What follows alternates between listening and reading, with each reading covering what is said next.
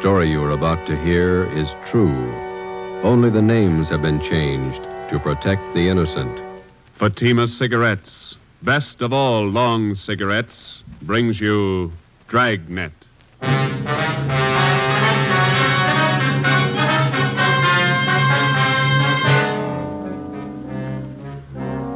You're a detective sergeant. You're assigned to Bunko Fugitive Detail. You receive information an escaped criminal is hiding out in your city. He's dangerous. He may be armed. Your job, get him. If you want a long cigarette, smoke the best of all long cigarettes. Smoke king-size Fatima. Fatima is the long cigarette which contains the finest Turkish and domestic tobaccos superbly blended to make Fatima extra mild. And that's why Fatima has a much different, much better flavor and aroma than any other long cigarette. That's why Fatima has more than doubled its smokers coast to coast. So enjoy Fatima, the best of all long cigarettes. It's wise to smoke extra mild Fatima. It's wise to smoke extra mild Fatima.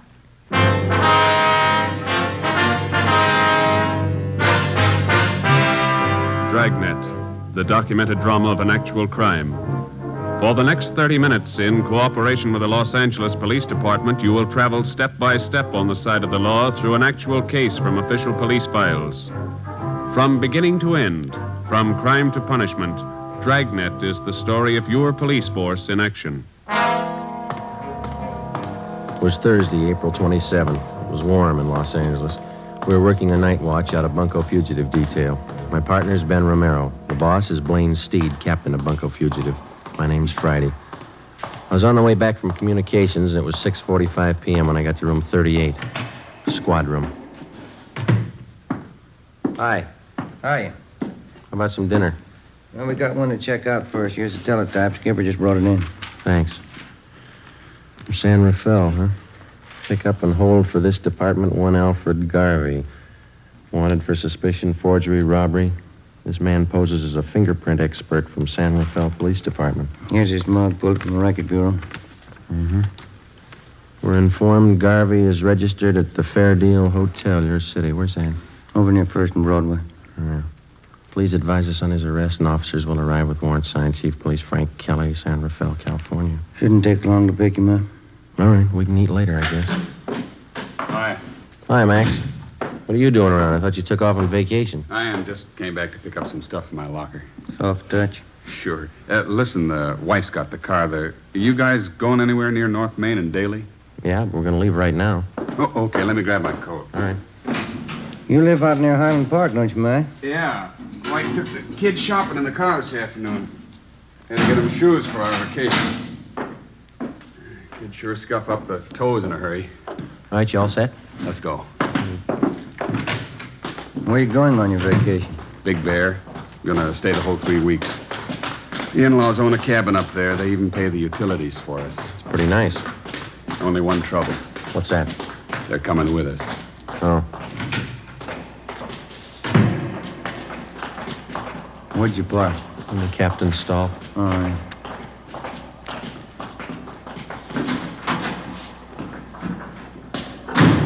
All right, in the back. Okay.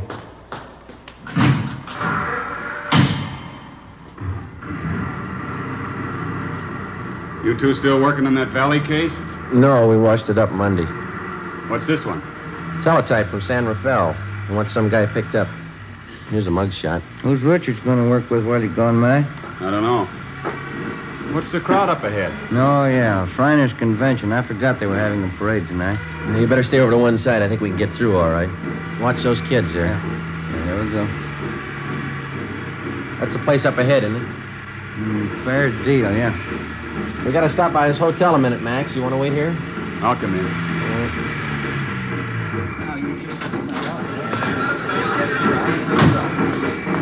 It's a big turnout for the parade, huh? Yeah, it's a big crowd. Fair Deal Hotel. Look at those rates. 35 cents a day, $2 a week.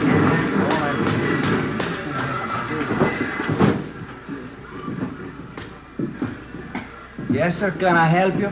Police officers, would you look at this picture, please? All right. Maybe registered as Alfred Garvey. Garvey sure came in yesterday. That picture makes him look old. Is he in now? Well, let's see. Garvey, room 307. The key's gone. He must be in. Thank you. Yes, sir. Elevator's down there at the end of the hall. Okay. The elevator's in use. Let's take the stairs. I'll wait for you here. I want to see the parade. Okay, Max. I've never seen it to fail. What's that? Stairs. Every time my arch is hurt, we get a thief to check who lives upstairs. Just one more flight. Yeah.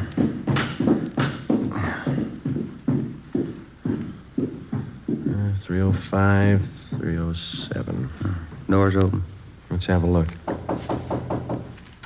Come on. It's empty. Nothing in the closet. Yeah, pretty fast checkout. Came from downstairs. The lobby. Come on. Yep. Come on, hurry up. Hey, stop him! Stop that guy, police! The police! It's Maxwell. Max, are you all right? Went out the door. Blue suit. It was Garvey. He shot your friend. Call an ambulance. He ran out the door. He shot your friend. Come on, Ben. Call that ambulance, will you? Hey, you. Did you see a man come out of this hotel? What'd you say? Did you just see a man come out of this hotel? That one? I don't know. All right, Ben, you go that way. I'll check up this way. right. What's the matter? Watch where you're going, huh? Did you see a man running up this way just now, about my height, blue suit? Huh? No, I didn't see anybody. Did you see anybody? Hey, boy. Yeah, you want a paper, mister? No, listen, did you see a man running by here a minute ago in a blue suit? Well, maybe. I didn't notice it. You want a paper? I'm sorry. Sorry, lady. Ben, over here. Yeah. Did you spot him? No, we're gonna need help. All right, come on.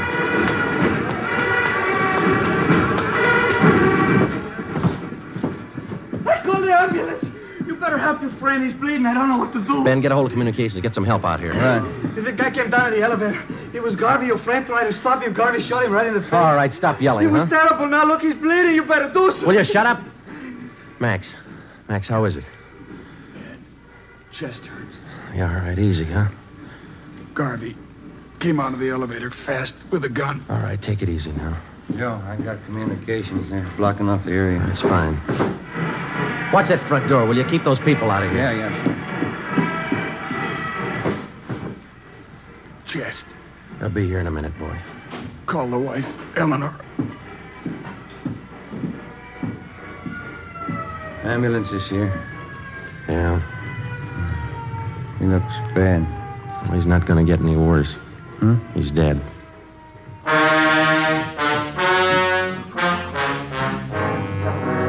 The name on the personnel report said John Warren Maxwell, Sergeant, Los Angeles Police Department, badge number 10377.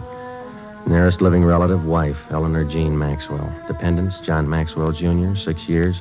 Deborah Lee Maxwell, 2 years. Death in line of duty, April 27th, 7:15 p.m. John Maxwell's body was removed from Georgia Street to the county morgue. At 7:45, a special detail of men from homicide and bunco fugitive were on the scene to aid in the investigation of the killing.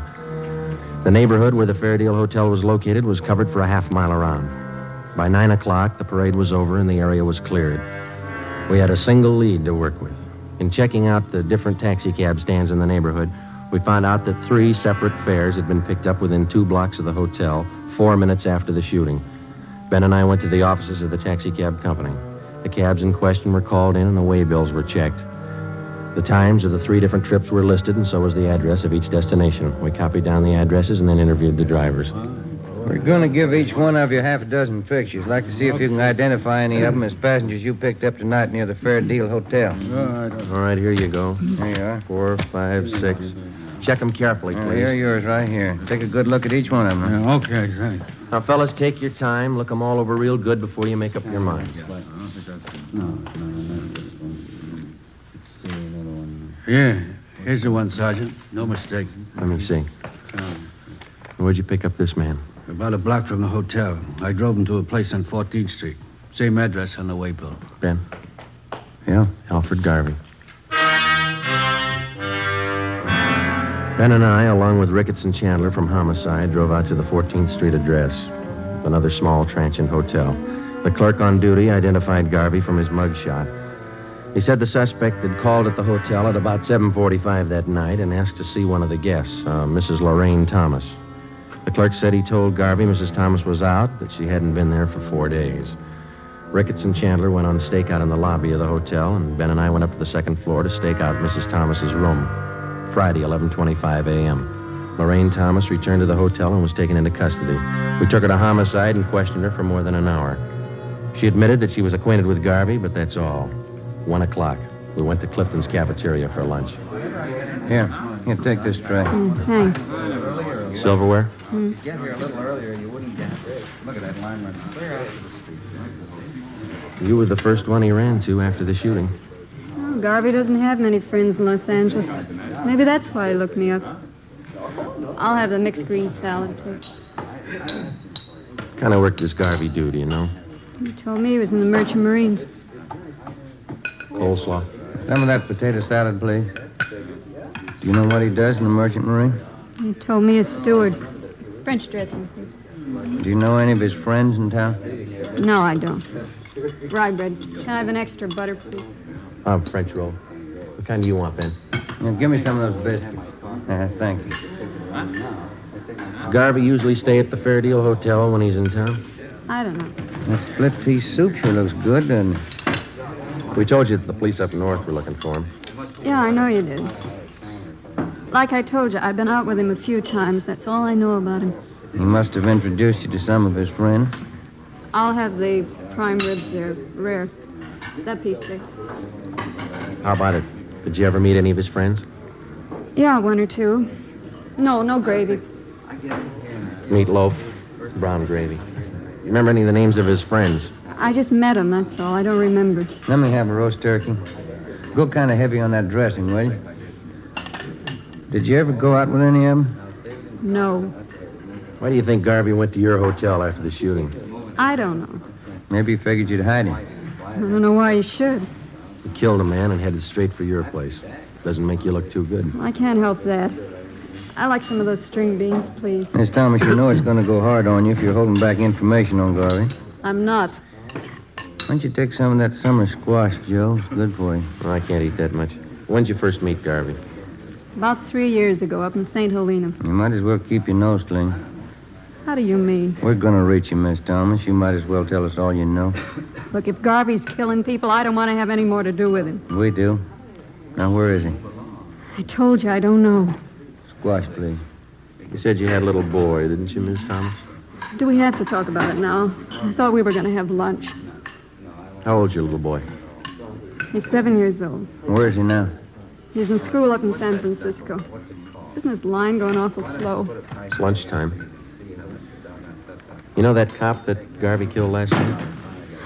Mashed potatoes, country gravy. Did you hear what I said? Yes, I know he killed a cop. He had a little boy, too. There's nothing I can do. No potatoes, thanks. Yeah, there's something you can do, Miss Thomas. You can tell us where Garvey is. If I knew, I'd tell you. French fries, please. You're kidding us, Miss Thomas, but we're not going to kid you. You know a lot more about this than you're telling us. Maybe I do, but I'm scared. Who are you afraid of? Look, why can't you count me out of this? I don't want any part of it. You're in all the way. The only way you're going to get out is to tell us what you know. He'll kill me. Suppose something happens to me, nobody's going to worry about my kid. You don't have to worry. He's not going to find out. No dessert, please. They'll both kill me. Both? Who's the other one? Oh, what's the use? Trouble, no matter what you try to do, nothing but trouble. Garvey's working with somebody, is that it? His name's Jack Fleming. Yeah? They made me promise to cover for him. Give him a place to hide out whenever the heat was on. Then you know where they are. No, I don't, and that's the truth. Why do they need a place to hide out? You said Garvey killed a cop. What about Fleming? Hey, Joe, you better move along. Oh, I'm sorry. What about Fleming? They're going to pull some jobs. All right, we can skip the dessert. Come on. I'll take the check for all of them. Let's go. What kind of jobs? Where? Hold up. Tomorrow night. Three Kings Liquor Store out in Wilshire. Let's sit down. They're both the same, Garvey and Fleming. They can't hold a gun without using it. Here's the table. Oh, you dropped your tray. I'll get you some more. Don't bother. I'm not hungry anymore.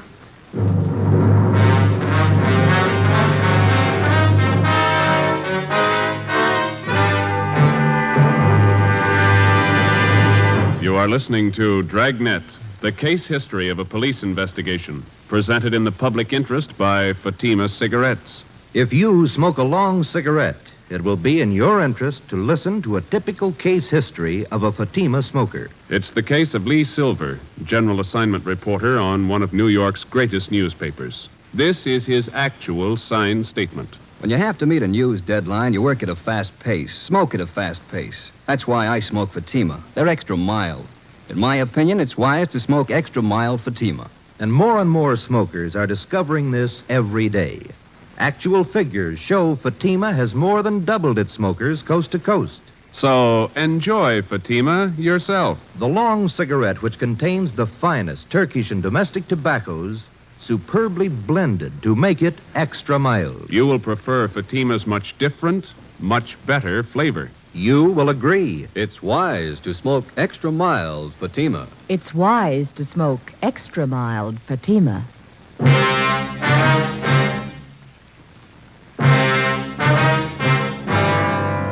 Saturday, April 29th. Last rites were held for Sergeant John Maxwell, and he was buried at Holy Cross Cemetery. A guard of honor from the police department was present, along with most of the men Maxwell had worked with in Bunko Fugitive Detail. The chief of detectives delivered a short eulogy, and then one of the men from the department band sounded taps over the grave. We got back to the office at noon, checked in at the record bureau. The photocopy room had taken negatives of Garvey's and Fleming's coming out mugs and made duplicates that were distributed to all officers. The stakeouts continued at the Fair Deal in the 14th Street Hotel where Lorraine Thomas was staying. She was put under protective custody. Ben and I, Ricketts and Chandler, went on stakeout at the Three Kings Liquor Store on Wilshire Boulevard. It was a large, modern place, and it did a volume business, especially on Saturday night. Ricketts and Chandler covered the store from the outside.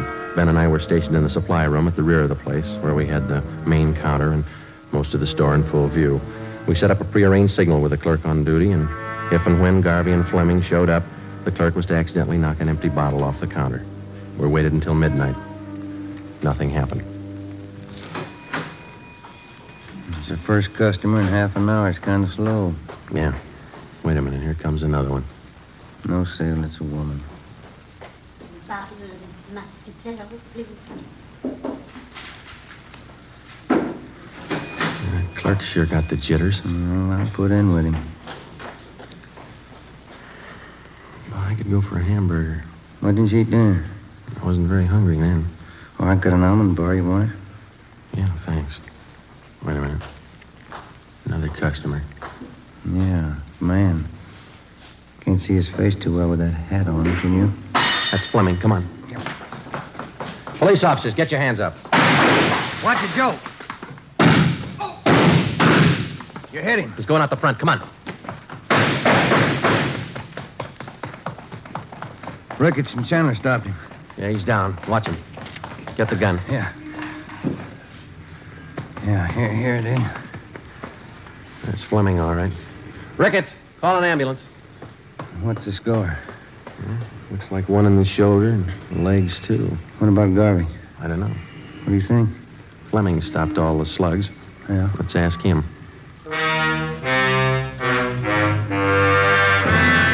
The wounded suspect was treated at Georgia Street Receiving Hospital and then booked into the prison ward at the General Hospital. At 11 a.m. the next day, we questioned him, but he refused to admit that he even knew Alfred Garvey.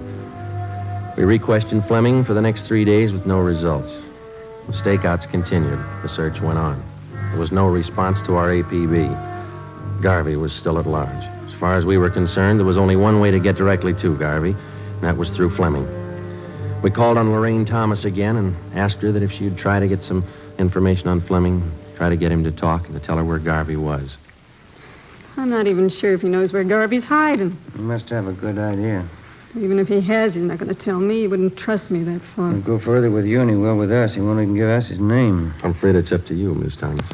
Why can't you let me out of this? Hey, look, figure it this way. You knew about Fleming and Garvey. You knew they were in town. You knew what they were up to. You didn't break your back to save that dead cop's life. Garvey shot him. I didn't. You knew he was a killer. You knew he had a gun. What do you want me to do? Get close to Fleming. Visit him every day till he talks. But he doesn't trust me, I told you. Then get him to trust you, will you?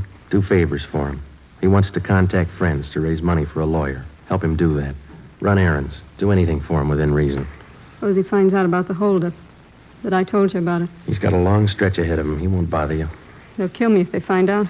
They wouldn't wait a minute. They won't find out. All right. Won't be my fault. Al did the shooting. He killed the cop. Let him square it up. He'll square it with the court. There's only one trouble. Yeah? Maxwell's wife and kids. How does Al square it with them? On the morning of May 8th, suspect Jack Fleming was removed from his private room and wheeled down to the X-ray lab on the pretext of treatment. While he was absent, a dictaphone was placed in his room by a sound crew from the crime lab. Fleming was then returned. That afternoon, while Ben and I listened in on earphones in the next room, Lorraine Thomas paid her first visit to Fleming. We had briefed her on how to proceed in getting the suspect to talk, in particular, to reveal Garvey's hideout. It was a slow process. For the next 15 days, between the hours of 2 and 4 in the afternoon, Mrs. Thomas visited Fleming while Ben and I monitored their conversation in the adjoining room. For 15 days, despite all her shows of confidence, Fleming refused to confide. He was sullen and close-mouthed. Some afternoons, he would hardly speak to her. On the 16th day, his mood seemed to be improving. Here. Let me fix that pillow for you, Jack. There. Is that better? Yeah. That's good. Thanks. I got in touch with Dave and Johnny like you asked me to. Huh? What'd they say? Well, they said they could get you the money for the lawyer the day after tomorrow. And Dave said he might be over to see you tonight. Yeah, that's fine. Once I get a lawyer, I'll stop worrying. I stopped by Danelli's place, too.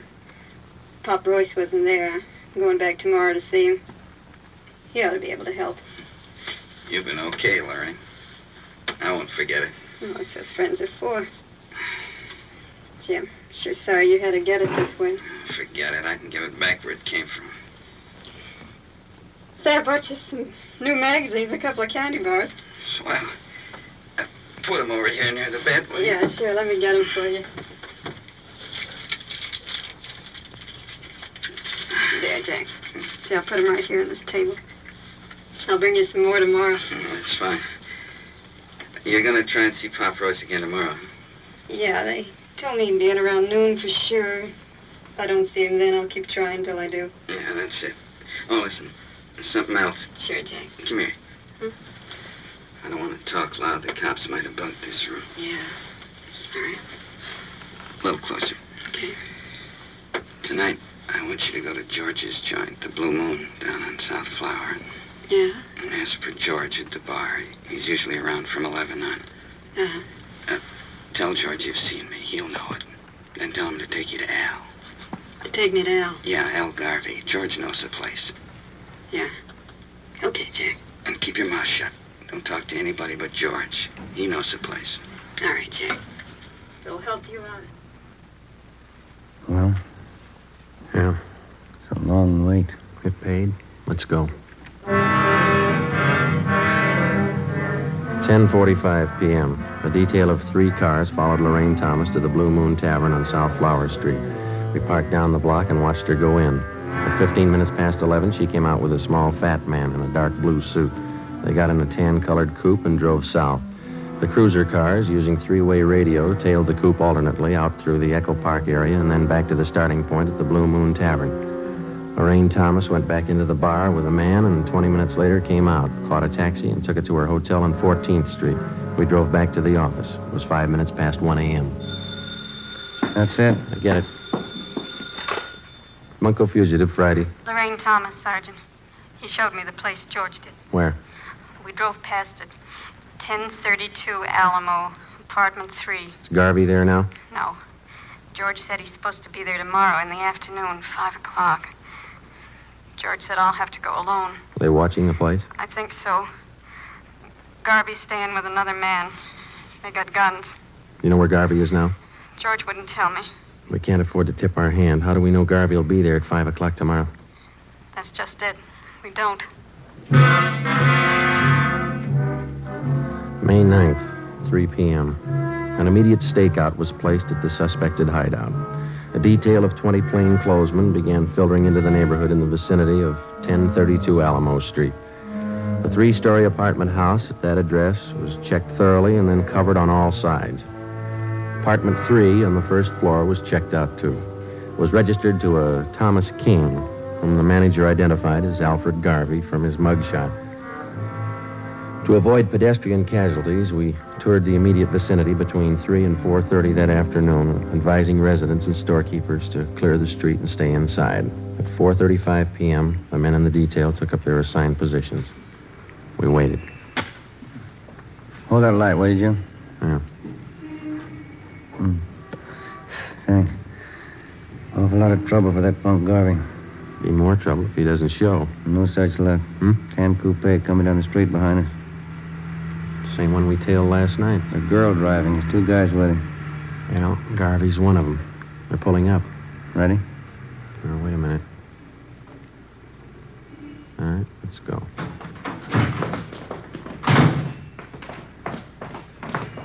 Police officers, hold it right there. Al, cops! Don't get out.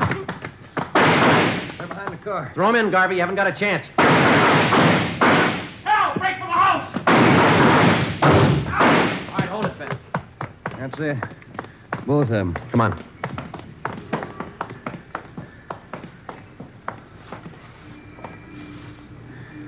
Both dead. Garvey. The other guy.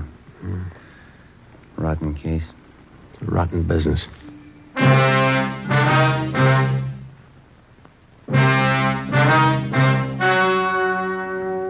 The story you have just heard was true. Only the names were changed to protect the innocent. On August 2nd, trial was held in Superior Court, Department 93, City and County of Los Angeles, State of California. In a moment, the results of that trial. It's amazing how many long cigarette smokers are changing to Fatima. Here is the actual report. From coast to coast, king-size Fatima has more than doubled its smokers. Yes, more and more smokers every day are discovering that Fatima is the best of all long cigarettes. Long cigarette smokers find Fatima has a much different, much better flavor and aroma. Long cigarette smokers find that Fatima is extra mild because it's the long cigarette which contains the finest Turkish and domestic tobaccos superbly blended to make it extra mild. So enjoy extra mild Fatima. Best of all long cigarettes. It's wise to smoke extra mild Fatima. It's wise to smoke extra mild Fatima.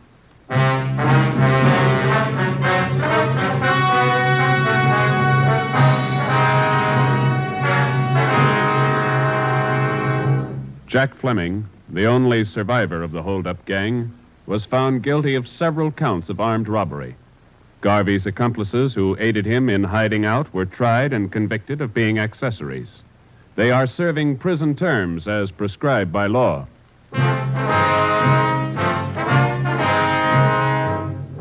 You have just heard Dragnet, a series of authentic cases from official files. Technical advice for Dragnet comes from the Office of Chief of Police W.A. Wharton, Los Angeles Police Department. Fatima Cigarettes, the best of all long cigarettes, has brought you Dragnet from Los Angeles.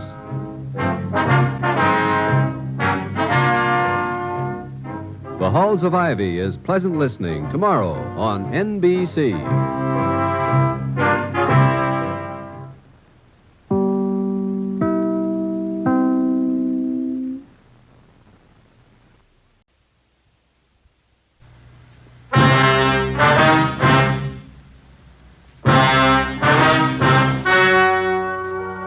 The story you are about to hear is true. Only the names have been changed to protect the innocent. Fatima Cigarettes, best of all long cigarettes, brings you Dragnet.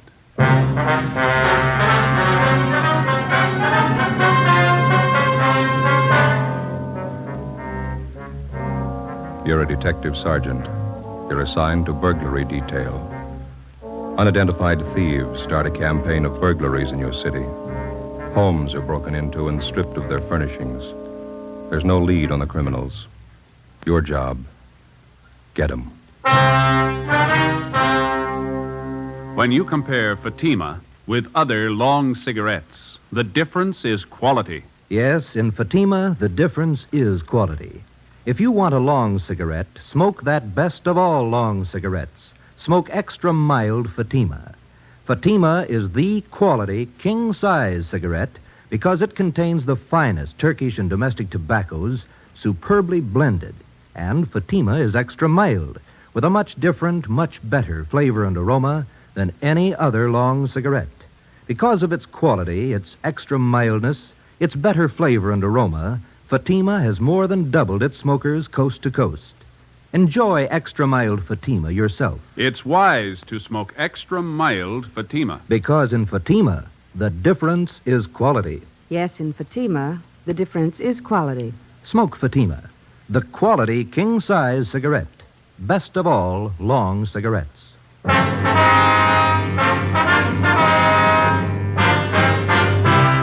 Dragnet, the documented drama of an actual crime. For the next 30 minutes, in cooperation with the Los Angeles Police Department, you will travel step by step on the side of the law through an actual case from official police files. From beginning to end, from crime to punishment, Dragnet is the story of your police force in action. It was Monday, August 3rd. It was warm in Los Angeles. We were working the day watch out of burglary detail. My partner's Ben Romero. The boss is Thad Brown, chief of detectives. My name's Friday.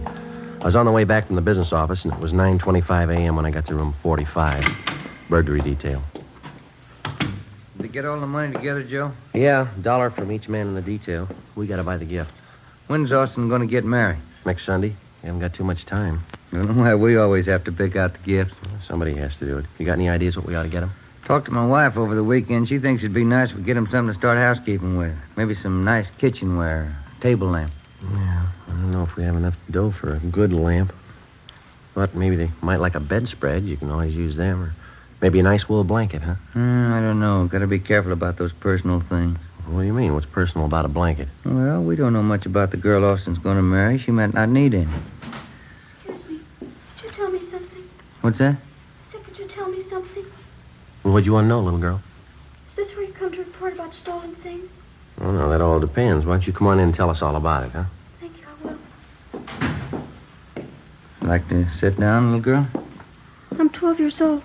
I'll stand if it's all right. All right. Now, would you like to tell us what's been stolen? Everything. Hmm? Everything's been stolen. We came back this morning and found it that way. Grandpa's awful mad. Mm-hmm. Maybe we better get the facts to start with. What's your name? Ruth Ann Marie Jeanette. Jeanette. Is that your last name? No, Snyder. Ruth Ann Marie Jeanette Snyder.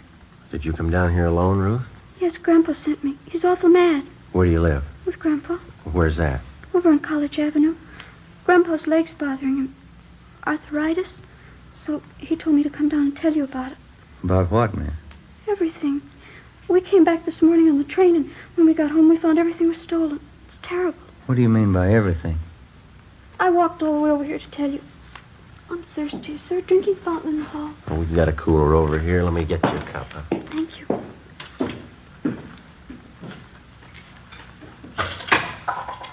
You like a drink, Ben? Oh, no, thanks.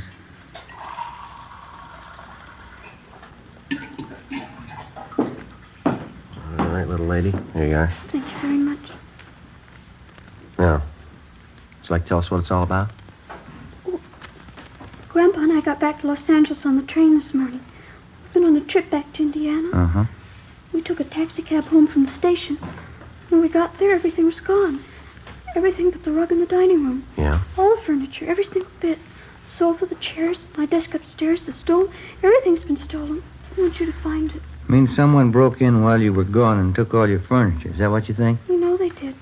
The lock on the back door, it was broken. They took everything but the dining room rug. That's why Grandpa's home now. Hmm? He thinks the crooks will be back. He's sitting on the rug because he says if they take that, they'll have to take him, too. We better hurry. Yeah? Grandpa's not very big.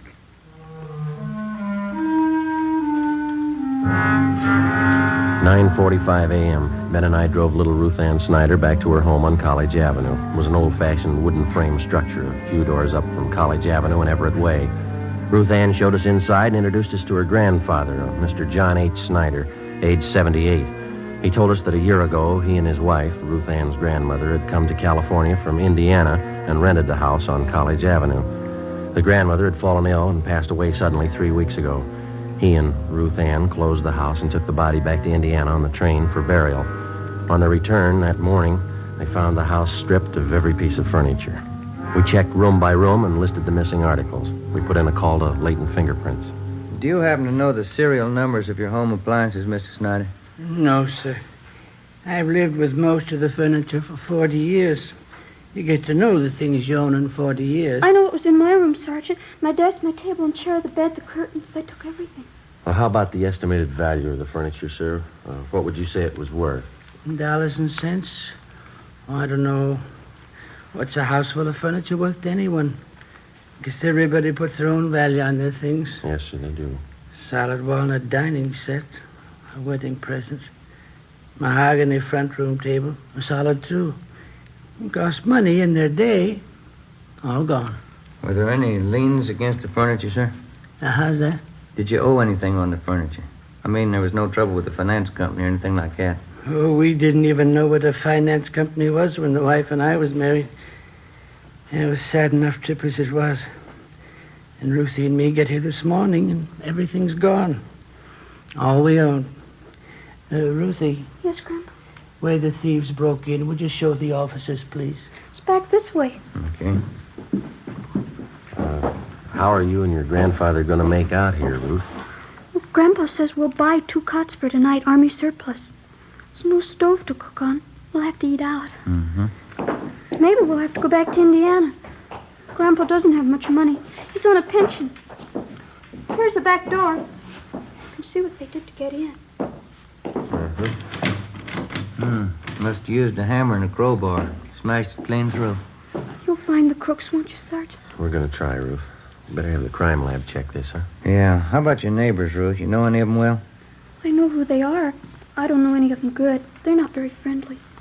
We'd like to ask you and your grandfather a few more questions, Ruth. All right. I don't know what I'm going to do when school starts. They stole all my stuff, even my composition tablets. I didn't have to take those. Which grade are you in, Ruthie? I was in A7. I'll be in the B8. Why would they take my school things? I don't know. You see how they got in back there? Yes, sir, we did. By any chance, did any of your neighbors know that you and Ruth here were going away? Well, I didn't mention it, no. Then no one kept an eye on your house while you were gone? No, I didn't think it was necessary. Might have helped. I just remembered, Grandpa. Mrs. Merton. I told her we were going away. Who's that, Ruth? She runs a store down at the corner, the bird store. Yeah. She sells canaries, other kinds of birds, too. Mrs. Merton's her name. Store's right down the corner. You figure she's the only one who knew you'd be gone from the house for some time. Must have been the only one. All right, Mr. Snyder, we'll be back to see you later on. And here's our card. We'll see if we can't do something to help you out here. Let's see here.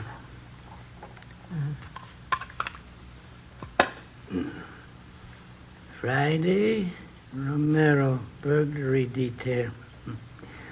All right, thank you, boy. Ruthie will show you to the door. Yes, Grandpa. Miss Snyder. Goodbye, sir. Oh, say there. Yes, sir. Guess you understand, but I'd like to apologize anyway. I just couldn't do it. What's that, sir? Offer you a chair.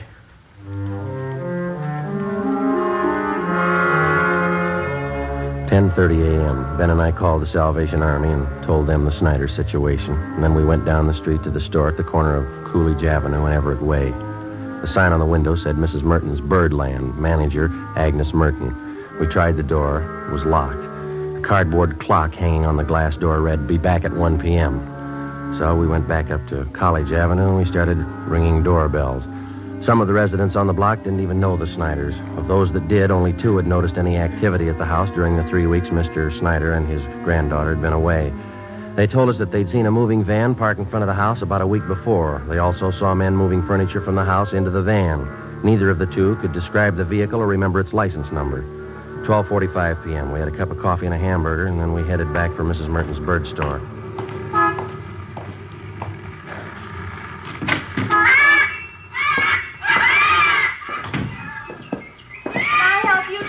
Yes, ma'am. Police officers. You have a few questions for you. Certainly. Something about birds? No, ma'am. About one of your neighbors. Oh. The Snyders. They live just up the street from me. Oh, yes, old couple. Poor Mrs. Snyder passed away, you know, a few weeks ago. Yes, ma'am, we know. They have a wonderful granddaughter, Ruthie. She and I are getting to be great friends. The Snyders having some kind of trouble? We're investigating a burglary at their house. Oh, is that so? Now, you be quiet, Mary. You heard what I told Blackie. Just eat your food and be quiet. I guess you knew the Snyders have been away for the last few weeks. Yes, I did, but they're back. I saw Ruthie pass the window this morning. Have you noticed any activity around the Snyders' house since they've been gone? Well, yes, I did. Well, just what did you notice, Miss Merton? Well, it was 7 or 8 days ago, I think. Some white moving truck stopped in front of their place, and the 2 men started moving out Snyder's furniture. Uh-huh. I thought it was a little strange because Ruthie hadn't told me anything about moving. And in fact, she said definitely she and her grandpa were coming back after poor Mrs. Snyder's funeral in Indiana. Did you investigate it all, ma'am? Oh, excuse me. Who is that? You, Fred? Yes, you ought to be ashamed. You can see I'm busy. Another outburst like that, and all 3 of you, Fred, Blackie, Mary, I'll take care of you. Now, where was I? You saw the moving van in front of the Snyders. Oh, yes. And I went up to the moving men and asked them if the Snyders were going back to Indiana. Well, of course, they didn't know anything about it. Did you inquire at the Snyders' house? Well, no, it so happened I didn't. I was on my way to one of the big aviaries in the valley, and I just didn't have time to stop. How about the moving van? Did you happen to notice the license? I don't remember the numbers. Any identifying marks about the truck you might remember? Maybe a sign on the side? Yes, the side of the truck was painted white, and there was large blue lettering on it, van and storage, it said. I remember that much. Was that all? Well, yes, as I said, I was in a hurry. I had to pick up 3 sick canaries out in the valley. Is there anything else about the incident you can remember? Anything at all? No, I'm afraid not. Well, thank you very much, Miss Merton. Here's our card if you happen to come across any further information. Yes, all right. I'll have to go see the Snyders. Maybe I can help. Fine. Goodbye, ma'am. Thank you very much. Yes, goodbye. Bye. Fred, now you step up just a minute. Fred? Yeah, not much help there. Not much. Give me an idea, though. Hmm? Wedding present for the Austins. Yeah? Maybe a couple of canaries? In a nice cage?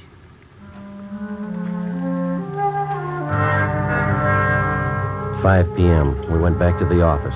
Reports had come in from 2 more victims. That night, Ben and I drove out to interview them. The circumstances of the theft and the M.O. of the criminals matched identically with the Snyder case. Both of the families victimized had gone off on vacations and neglected to notify either the neighbors or the patrolmen in their area. Both had allowed daily newspapers to collect on their doorsteps in their absence and otherwise left signs that their homes were vacant. In both cases, the thieves had forced an entrance through a back door or window, stripped the house of every last piece of furniture, and either hauled it away themselves or hired somebody to do it for them. We started canvassing the 2 areas where the crimes had been reported. Again, the neighbors saw the moving vans, but none were able to definitely identify the vehicles or their license numbers. Captain Fulton called us into his office. You're going to have to try harder. I know they're hard to get, but get them fast. Done about everything we can so far, Skipper. Only one small lead. The thieves seemed to be using a different moving van on each job. We started to check the movers around town, the transfer companies. Leighton Prince come up with anything yet? No luck there. One of the lousiest rackets we've had since I came on this detail. Whole house full of furniture, everything a family owns. Yeah. Well, we'll stay on top of it. The stats office may come up with something. How about an outlet for all that stuff that's been stolen? Thieves can't be sitting on it. Pawn shop and second-hand details have been alerted. They're checking regular outlets, auction houses, second-hand places. Nothing yet. What about some kind of preventive idea? At least slow them down. Good dose of publicity on the whole thing would help. If only people wouldn't keep it a secret when they're going away. Neighbors aren't alerted. That's why a lot of them didn't think much of it when they saw the moving vans parked at those houses. And drawn blinds and the newspapers on the doorsteps didn't help much either. It's an open invitation. Well, I'll see what we can do on the publicity end. We've had one campaign on this already. No, excuse me. Burglary, Captain Fulton. What's the address? Okay, I got it. Thank you. Here you go, another one. 63 hours just called it in. Family back from vacation. Furniture all gone. Here's the address here. Thank you. Better get on it right away. Let's go.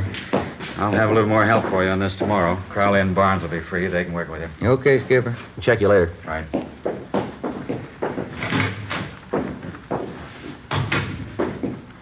Sergeant Friday. Oh, yes, You ma'am. remember me, don't you, Mrs. Merton? Oh, sure, the bird store. Yes, ma'am. How are you? Well, they told me to wait here. Guess everything will be all right now. Yeah? I saw it today on Olive Street. Here.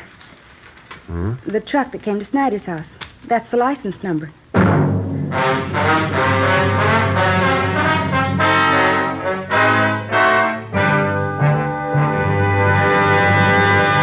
You are listening to Dragnet, the case history of a police investigation, presented in the public interest by Fatima Cigarettes. It's amazing how many long cigarette smokers are changing to extra mild Fatima. Here is the actual report.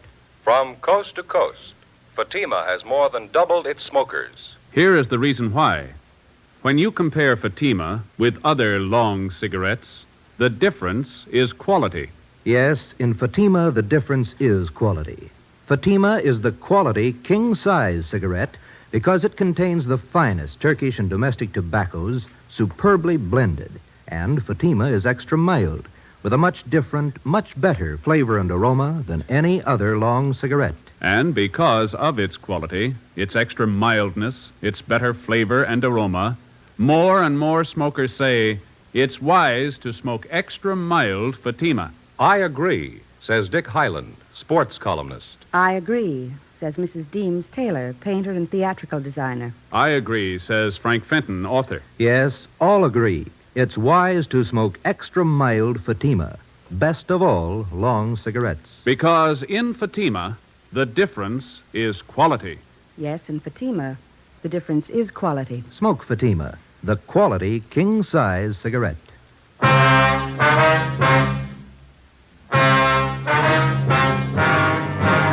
Tuesday, August 11th, 6 p.m. The license number, which Mrs. Merton had given us, was checked through DMV. We found that the truck was registered in the name of a local second-hand furniture dealer by the name of Ralph Grismore. We checked his name through the police commission and then the I Bureau. He had a good reputation, no criminal record. Early the next morning, we picked up Mr. Snyder and his granddaughter, Ruth, and we drove to Grismore's second-hand furniture store. We identified ourselves and asked to look at his buy book. Under the date of July 27th, Grismore had recorded the purchase of more than 3 dozen articles of furniture from a house on College Avenue. The address was that of the Snyders. The man and a woman, Sergeant, they said they'd sold their house and they were going east. Man said the company he worked for transferred him to Boston. Told me he had to get back to take over his new job. Would you recognize the people if you saw them again, Grismore? Sure, I think so. The woman is a great talker. She said they figured on selling the stuff piece by piece. They'd get more, but since they had to leave town the next day, she decided to sell the whole lot to a dealer. You got the furniture for a pretty low price, didn't you? Pretty good price, yeah. That's why I went along in the fast deal. Wasn't going to talk myself out of a bargain. They wanted to sell fast, so I wanted to buy. I didn't think anything was wrong. Sergeant, Yeah, Mrs. Snyder? our walnut dining room set. That's it right over there. You sure, Mr. Snyder? Cigar burn on top, just above one of the legs. Know it anywhere. Seems to me that's our mahogany table. I'll look. Sergeant, my table and my desk, here they are right here. My school stuff, too. All right, Ruthie. Yeah, they sure stuck me all right. That's the last fast deal I ever make. How did they contact you, Grismore? What kind of approach did they use? Called me on the phone, and I came out and gave them an appraisal on the stuff. Nothing suspicious about either the man or the woman. That's so? She was in a house dress, bandana around her head. The guy was in old clothes, just as homey as you please. Looked like he was doing a little repair work around the house, you know. Mm-hmm. You notice if they had a car parked by the house? Well, no, as a matter of fact, I didn't. There wasn't any in the driveway. Mm-hmm. No argument over the price you offered them for the furniture? No. They seemed to hesitate a little, but they took my first offer. I thought I had a good deal. I don't know. How'd they react after you agreed on a price? In a hurry? Said they had to board the train that night for Boston. They asked me to get the furniture out right away. Mm-hmm. The woman said they had other business to wind up, so if they weren't at the house when I came back with the van, why, she'd leave the back door open for me. I guess you realized you were going to have to place a hold on this furniture that you bought. Yeah, I know. I got nobody to blame but myself. And you gave this man and woman a check for the full amount of the sale. Is that right, Grismer? $550 down the drain. Do you have the canceled check? No, not yet. If you like, you can probably get it from the bank. Don't imagine those crooks would waste any time cashing it. Mm-hmm. We'd appreciate it if you'd run down to the bank with us now. Okay, sir. Sergeant, could I speak with Mr. Grismore? Sure, Mr. Snyder. Mr. Grismore. Yes, sir. I'm sorry about all this. I didn't know. Oh, I understand, sir. You buy furniture, don't you? Yes, sir. What could you give me for 2 Army surplus cots? Grismore made arrangements to round up Mr. Snyder's furniture and ship it back to his home. Then we took him down to his bank where he recovered the canceled check for $550. The endorsement read, Mr. Thomas Butterworth. According to the bank teller who waited on them, the suspects had cashed the check shortly after the sale of the Snyder's furniture. From the second-hand dealer and the clerk at the bank, we got a complete description of the man and woman known as Mr. and Mrs. Butterworth. We also had photostatic copies made of the check and specimens of the handwriting from the endorsement. From the descriptions, we checked the suspects through the stats office. We got nowhere. During the next 2 weeks, we found 6 more second-hand dealers who had been taken in on the same furniture deal. The description of the man and woman matched, and so did the handwriting and the endorsements on each check. There was only one variation. The couple went under a different name on each occasion. Wednesday, August 26th, 9 a.m. 12 cases like this today, is that right? That's it, Captain. Got the description, M.O. handwriting. Still can't reach him. Those thieves have been freewheeling for a month now. What's going to take to stop them? Well, Ben came up with a pretty good idea this morning. We'd like to talk it over with you. Oh, what's that? Kind of a system of decoy, Skipper. We were thinking it might be a good idea to contact all the division captains and have them ask their men if they have any neighbors going on vacation. Yeah, go ahead. Well, if we got a few dozen houses spotted around the city, we could plant a few things. Make them look obviously vacant. We'd keep the houses covered at all times. They ought to make pretty good bait for those thieves. Uh-huh.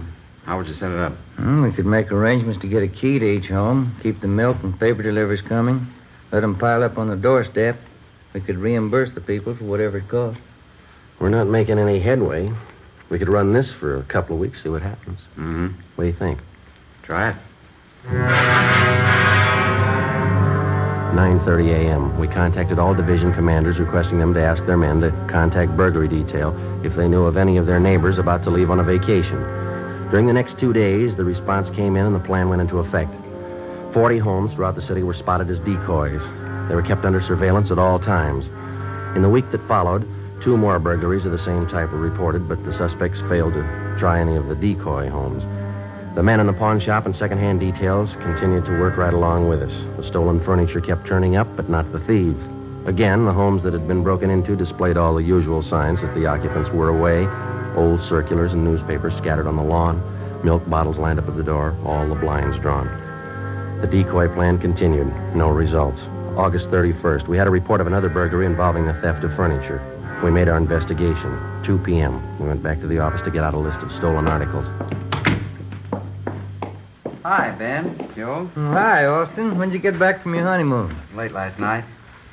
Say, Thelma and I'd sure like to thank all you fellas for that wedding present you sent us. Darn nice of you. Well, we're glad you liked it, Austin. Sure a beauty. I'd like to ask you a question about it, though. I hope you won't take it wrong. No, go ahead. Well, what is it? You've got an early American house, haven't you? Yeah, that's right. It's an antique. Yeah? It's an apple peeler. One of the first ever built. Oh, sure. Thanks a lot. I get it. Burglary Friday. Yeah? Where? Right away, thanks. One of the decoy houses. Yeah? We got a bite.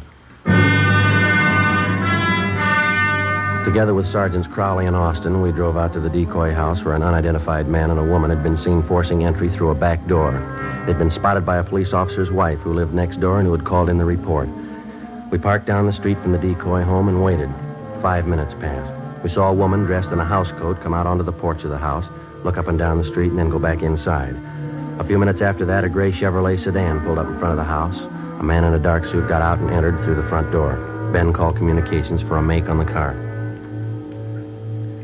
80K to Control 4. 80K to Control 4.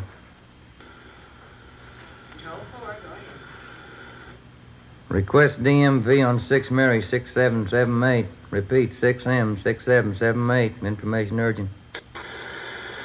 Roger, 80K. KMA 367. We waited.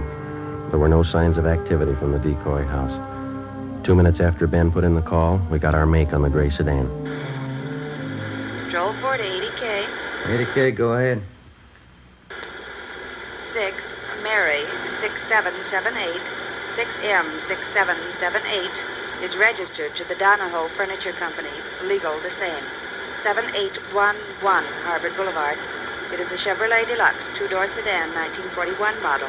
Engine number C6VA4414. 80K, Roger. KMA 367. A few minutes after the call back, a moving van drove down the street and backed into the driveway of the decoy house.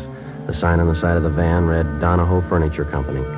2 men got out, went up to the front door, and were let in. They came out in a couple of minutes and loaded a sofa into the moving van. Okay, Joe. Crowley and Austin get the sign. Yeah, here they come. Let's go. Hey, you and Crowley want to cover the back, Austin? Right. Let's go, Crowley. Yeah. Come on, Ben. Mm-hmm.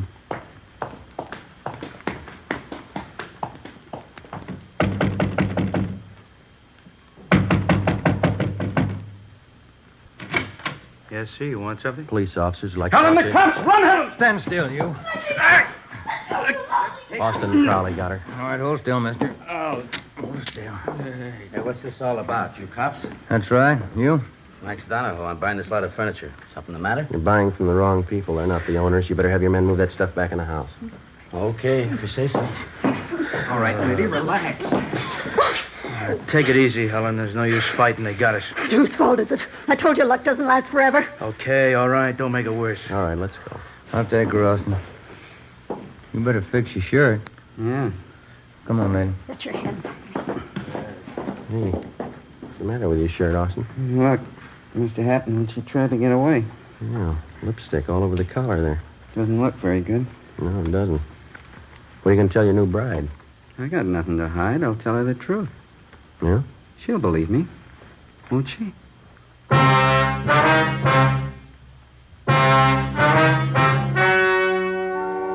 The story you've just heard was true.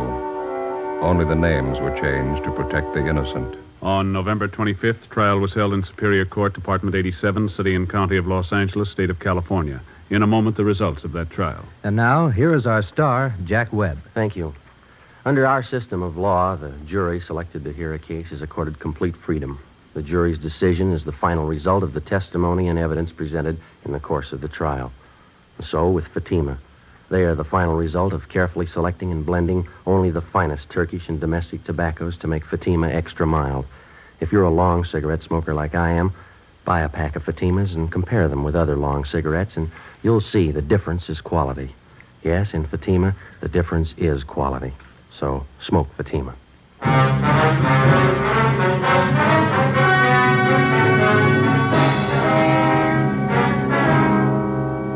The suspects were identified as Mr. and Mrs. Thomas Dunbar. They were arraigned on 15 counts of burglary and tried and found guilty on all counts. They are now serving their terms in the state penitentiary. You have just heard Dragnet, a series of authentic cases from official files. Technical advice came from the Office of Chief of Police W.H. Parker, Los Angeles Police Department.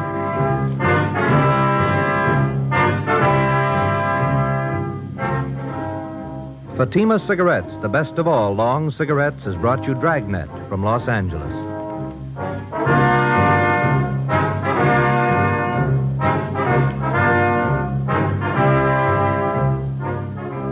Coming up, Duffy's Tavern. Bob Hope returns October 3rd on NBC.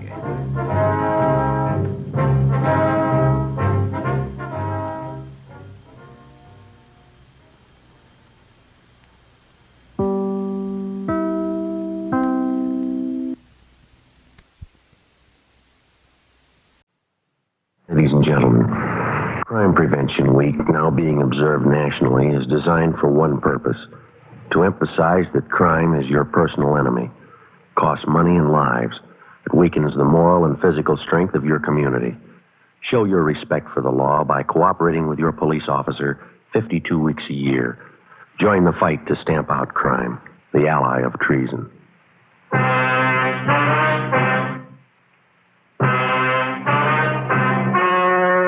The story you are about to hear is true. Only the names have been changed to protect the innocent. Fatima Cigarettes, best of all long cigarettes, brings you Dragnet.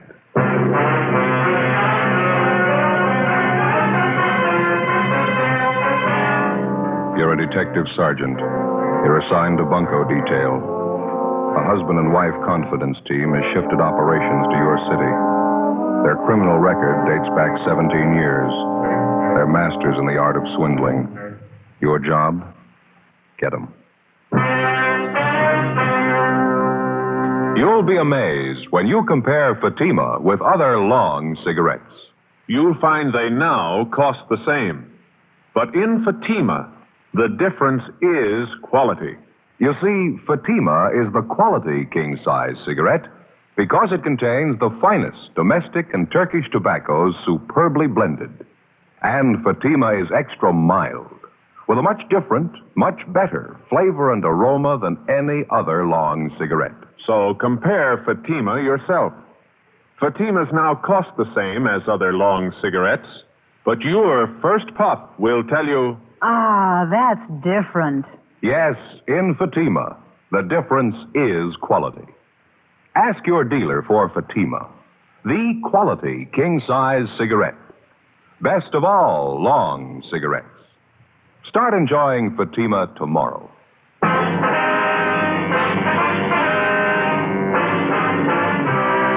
Dragnet, the documented drama of an actual crime. For the next 30 minutes, in cooperation with the Los Angeles Police Department, you will travel step by step on the side of the law through an actual case transcribed from official police files. From beginning to end, from crime to punishment, Dragnet is the story of your police force in action. It was Monday, April 20th. It was windy in Los Angeles. We were working the day watch out of bunco detail. My partner's Ben Romero. The boss is Captain McCauley. My name's Friday. We were on the way out from the office, and it was 10:35 a.m. when we got to the Holy Gospel Tabernacle, the pastor's house. Look at that palm tree. Yeah. Windstorm sure didn't do it any good. Well, it was really blowing last night. Woke me up a couple of times. Yeah, not me. I slept like a baby.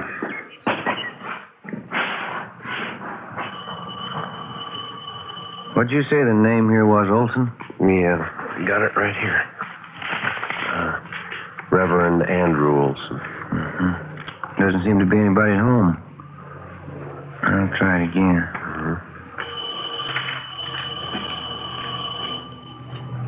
No? We said on the phone he'd either be here or at the church. Where's that? Just around the corner, faces on South Spring. Not a very wealthy-looking neighborhood. It must be the church up there, huh? Mm-hmm. Sure could stand a coat of paint. Grounds are well kept, aren't they? Nice flower beds. Look at that. Giant pansies. Tried some in the backyard last year. Too bad. What do you mean? Giant snails. I sliced them right off at the roots.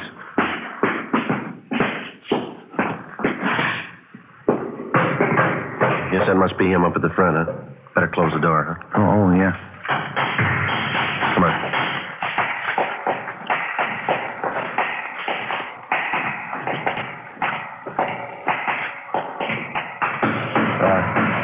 Excuse me, sir? Oh, didn't see you.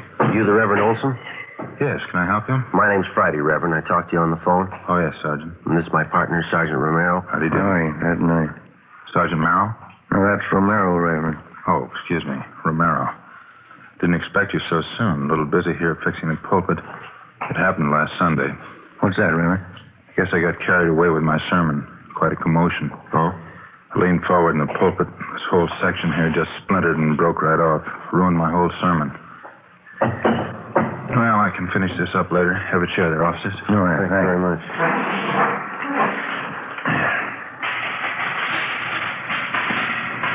Well, there it is, Sergeant. The names, descriptions.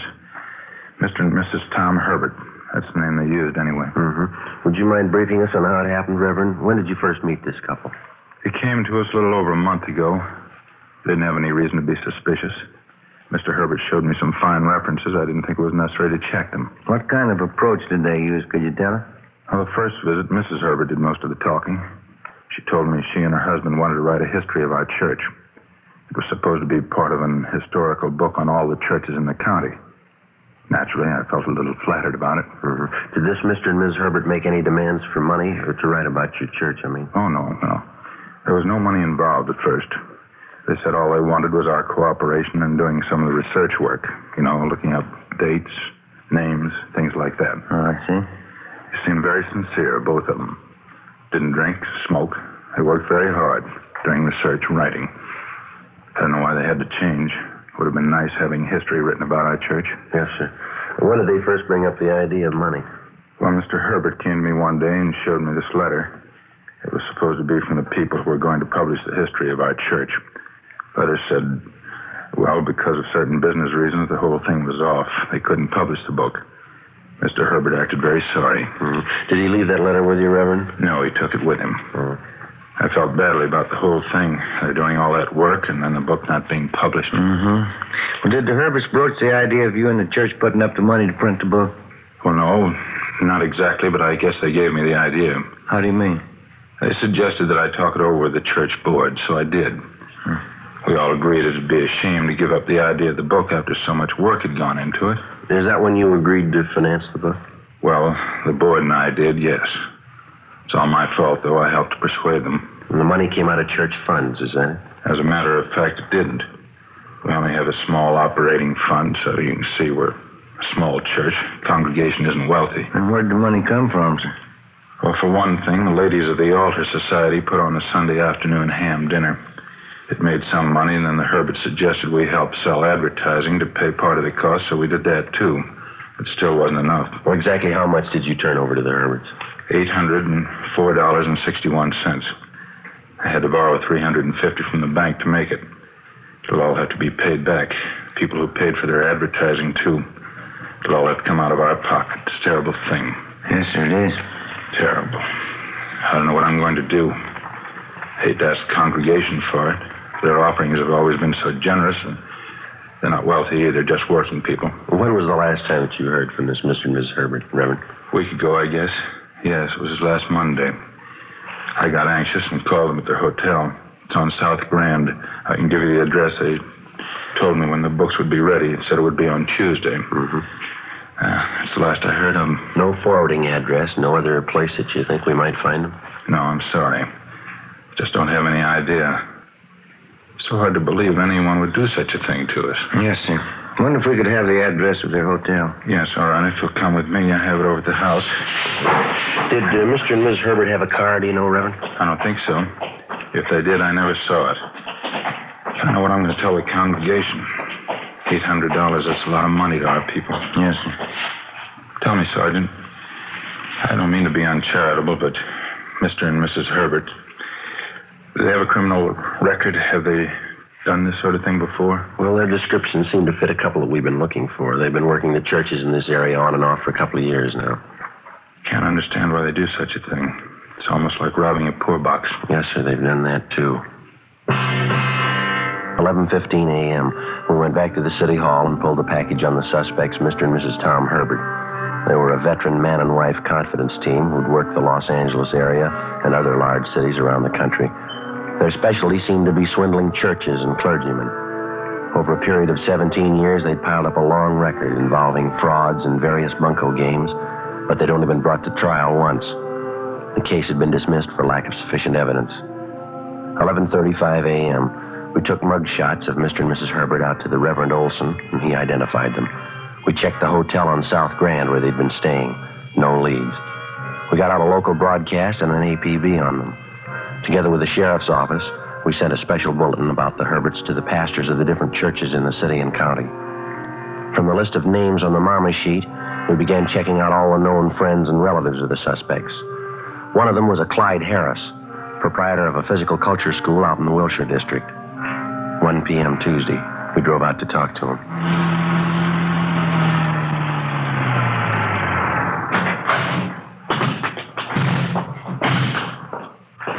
Which way, Joe? Right down the street, the blue and white sign is. Oh, yeah. Venus School of Physical Culture. I can make you an all-American girl, Clyde Harris, manager. This looks like the office here. No, we're supposed to meet him in the gym. That's next door. Oh. Yeah, here. No, go ahead. Oh, yeah. It's back this way, I guess. All right, now. Once again, please. All together. With me. 1, 2, 3, 4.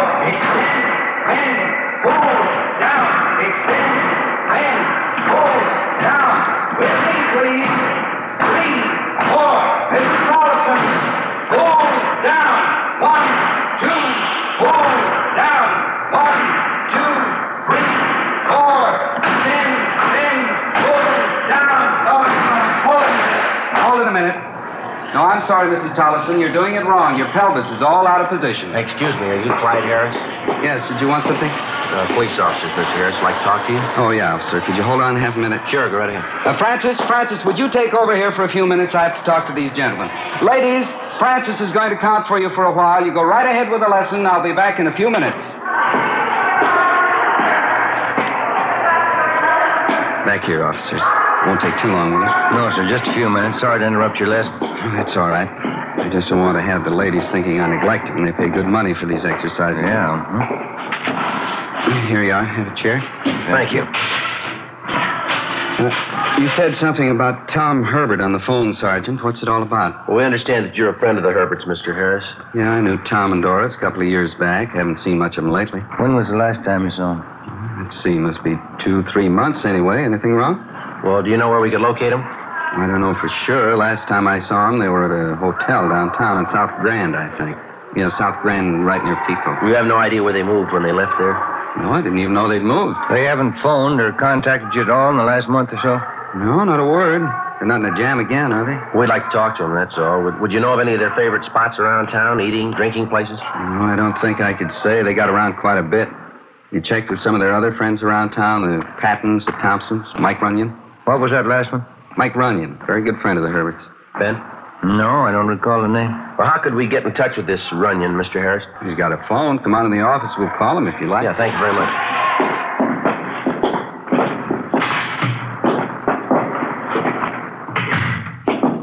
I'll get Mike on the line for you, introduce you. Would you mind talking to him, Harris? Don't tell him it's for us. Just ask if he knows where the Herberts are. Would you mind? Yeah, all right.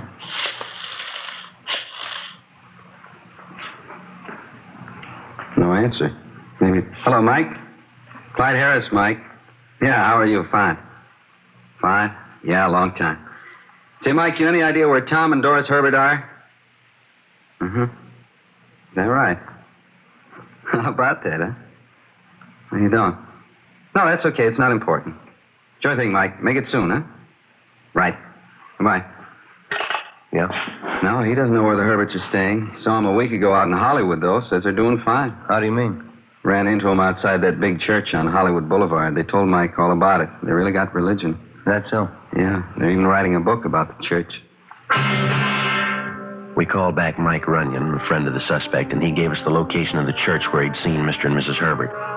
Ben and I drove out there and talked to the pastor, Reverend John Kenworth. We showed him the Herberts' mugshots, and he identified them. They were going under the name of Williams, and supposedly they were writing a book about the history of the church. To cover publishing expenses and research, more than $1,000 from parish contributions had been placed in a separate account at a local bank. Reverend Kenworth told us that it was a special joint account, and the Herberts had access to it. Ben got on the phone and called the bank. How's that? Yes, sir. Yes, sir. Uh-huh. Yeah, all right, thank you. What'd they say? The two of them were in the bank yesterday. They didn't draw out everything. How much did they leave? $3. Ben and I checked with the teller at the bank and showed him mugshots of Mr. and Ms. Herbert. He identified them as the couple who'd withdrawn the church funds. We went to the hotel address the suspects had given to Reverend Kenworth. They'd checked out 2 days before. The search went on. 2 weeks passed. We ran out of leads. No further reports on the couple. A month went by. Tuesday, May 23rd, we got an APB from San Francisco on a couple answering the Herberts' description. They were still working the church angle. During the next 6 weeks, we got reports on them from Washington, Oregon, Nevada, and Northern California. In Sacramento, they apparently changed their M.O. for the first time. They started selling phony health insurance policies. They promised everything, and they had a lot of takers. One of the big selling points was a clause which promised full protection if anybody in the family should come down with polio. From Sacramento, they headed south to Oakland and then to Fresno. On July 10th, the complaints started to come in, and we knew the Herberts had moved into Los Angeles with their health insurance racket. One of the first victims was a Carl Fogarty. He lived out in the Westlake area. There's a policy they gave me, Sergeant. Apex Health Insurance. Not worth the paper it's printed on. When did they sell you this, Mr. Fogarty? You remember? 3 weeks ago, I guess. Never would have known it was phony if my boy hadn't come down with polio. How's he getting along? Not too good. Right leg. He's got it bad there. It's not as if we don't have enough grief. We got to lose out on this bum insurance. You mind if I take a look at that policy, sir? No, go ahead. Here you are. Thank you. Yeah, same outfit, Joe. Apex Health Insurance. Same phony address. Yeah. Would you remember the man who sold you this, do you think? I think I would, yeah. I wonder if you'd mind looking through these pictures, Mr. Fogarty? Mm-hmm. Not at all. Just look at them carefully, if you will. Mm-hmm. Yeah, this one. That's him. I remember. Who's he? His name's Herbert. When he came in to sell you this policy, was he alone? Yeah, he was. Had a real good sales talk. How much did you pay for the insurance? Let me see. $43 and some odd cents. I remember that because I cashed him a war bond, then I took $5 out of the rent money. Outside of this policy here, you have no other papers that the man might have given you? No, nothing but this business card here. Mm-hmm. He gave me that. You see here, the same name, Apex Health Insurance. Yeah. Well, thank you very much, Mr. Fogarty. We hope your little boy pulls out of it all right. Yeah, thanks. Here's our card, sir. If there's anything we can do, give us a call. Sure, okay. About time we check the office, huh? I think so. Do you have a phone here, Mr. Fogarty? Oh, yeah, Sergeant. Straight back in the hall there. Help yourself. Thank you very much.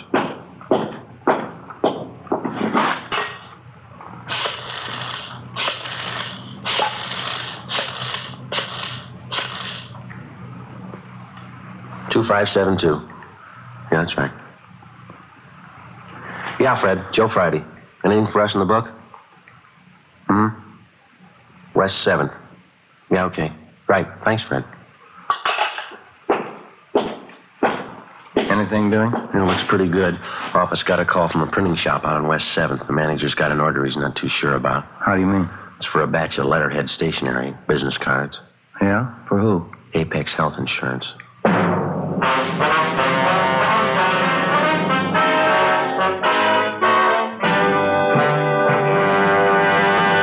You are listening to Dragnet for the step-by-step solution to tonight's authentic case history. Here's step by step are the actual reasons why Fatima is the quality king-size cigarette. Why in Fatima the difference is quality. Quality of tobaccos. The finest domestic and Turkish varieties, extra mild and superbly blended to give you a much different, much better flavor and aroma. Quality of manufacture. Smooth, round, perfect cigarettes. Rolled in the finest paper money can buy. Manufactured in the newest and most modern of all cigarette factories. Quality even to the appearance of the bright, clean, golden yellow package. Carefully wrapped and sealed to bring you Fatima's rich, fresh, extra mild flavor. Compare Fatima yourself. Fatimas now cost the same as other long cigarettes, but your first puff will tell you. Ah, that's different. Yes, in Fatima, the difference is quality. Insist on Fatima. Start enjoying the quality king-size cigarette. Fatima. Best of all long cigarettes.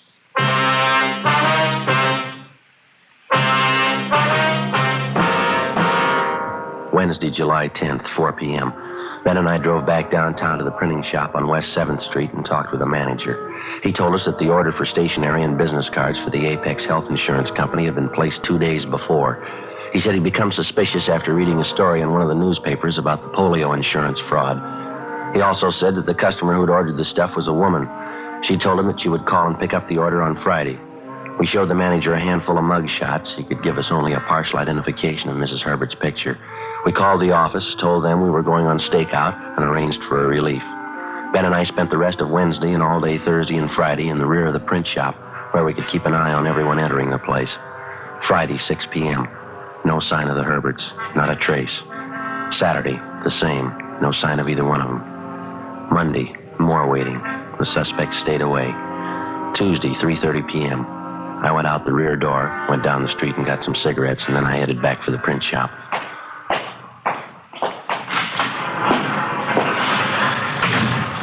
Ben? Keep your coat on, Joe. Just called the office for a relief. Why, what's doing? Clyde Harris, friend of the Herberts, guy who runs the physical culture school. Yeah, what about him? He called the office, wanted to talk to us. I phoned him out there at the gym. Yeah? He told me he was out drinking last night, and he met Mrs. Herbert at a bar. She was alone. Did he tell you where to find her? The Greenwood Apartments, 603. When the relief men arrived, Ben and I left and drove across town to the Greenwood Apartments on Taylor Street. It was a 3-story frame building set back from the sidewalk behind a sloping lawn lined with a box hedge. We checked the names on the mailboxes. The name T.J. Bronson was listed for apartment 603. We rang, but there was no answer. Better try the manager, huh? Yeah. It's a nice place.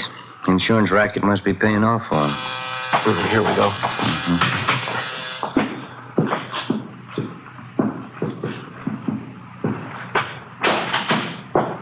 Yeah? Can I help you? Yes, are you the manager here? That's right. Thatcher's my name. Can I help you? Police officers, Mr. Thatcher. We're trying to locate the people in 603. Oh, that crazy woman tried to blow up the place last night. Why, what do you mean? Mrs. Bronson, she came in drunk about 2 a.m. No sense at all. About 3 a.m., the folks in 601 called me and they said they smelled gas. I went up there and found her in the kitchenette. Out like a light gas stove turned on, going full blast. Crazy. Where's her husband? Couldn't say, chasing around again, I think.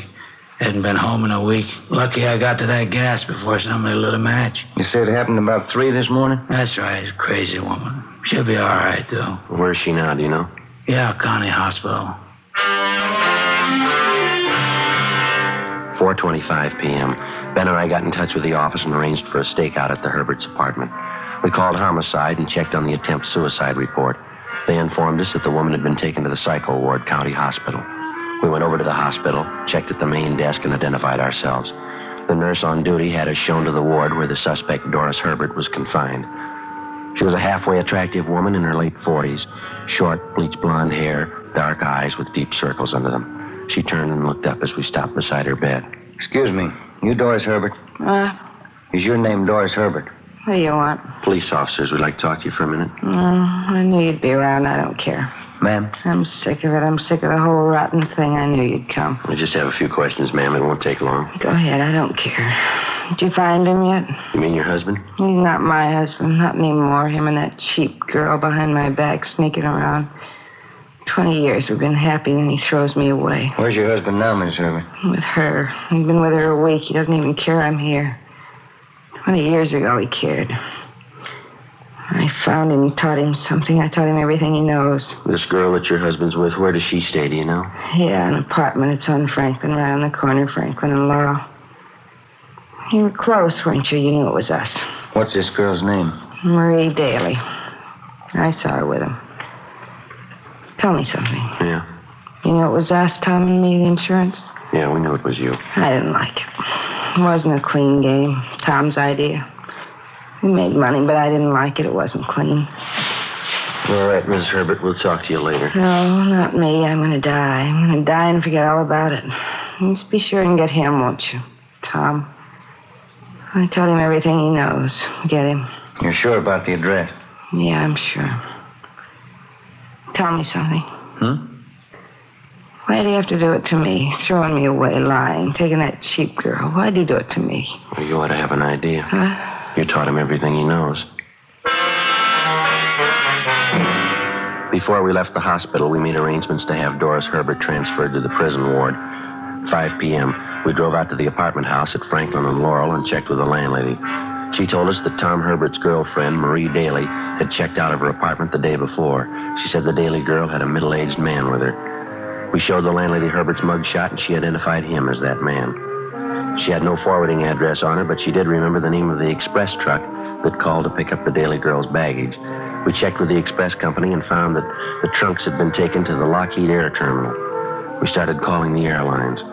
6:30 p.m. We finally got a report that a man answering Tom Herbert's description had booked passage for 2 on a flight to Mexico City. The plane was scheduled to leave at 8:35 that night. Ben and I drove out to the airport and went on stakeout. 8:15 p.m. We waited. 8:20. No sign of them. United Airlines mainliner flight 649 from Denver and intermediate cities. Now Getting a little late, huh? Yeah, it's 8:24. They're cutting it close. Going in the bar, Joe. Take a look. Yeah, that's them. Let's go. Not hard to spot. What's the matter with the girl? Looks pretty drunk. All right, come on. Bourbon and water, huh, Marie? Is that what you want? Bourbon water, yeah. Haven't got much time. We don't want to miss that plane. We won't miss it. You, Tom Herbert? Yes, what is it? Police officers like to talk to you downtown. Just a minute. This must be some kind of mistake. No mistake, Herbert. We talked to your wife. Let's go. What is it, Tom? What do they want? Nothing. It's a mistake. Now, look, officers, I don't know what this is all about, but we have to get a plane, the 835. I can't go downtown with you. Can't we talk it over here? I'm sure we can straighten this out. Your wife copped out, Herbert. Now, let's make it easy, huh? Come on, lady. What's he talking about, Tom? A wife? What does he mean? I told you it's a mistake. Now, be reasonable, huh, officer? All we want to do is take a trip. We've been planning on this. New clothes, new luggage. Here's your hat. Our car's outside. It's a mistake. You can't do this. We planned on it. We've been waiting a long time for this. Yes, sir, so have we. Come on, let's go.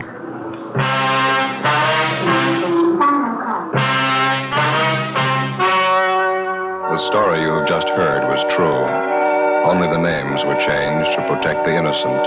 On October 28th, trial was held in Superior Court, Department 88, City and County of Los Angeles, State of California. In a moment, the results of that trial. Now, here is our star, Jack Webb. Thank you. Friends, each week we're honored with letters from listeners all over the country. Letters telling us that you've bought Fatimas and you find them the best of all long cigarettes. Well, thanks to you and the many thousands of other smokers who have switched to Fatimas, I'm happy to report that more people are now enjoying Fatimas than ever before.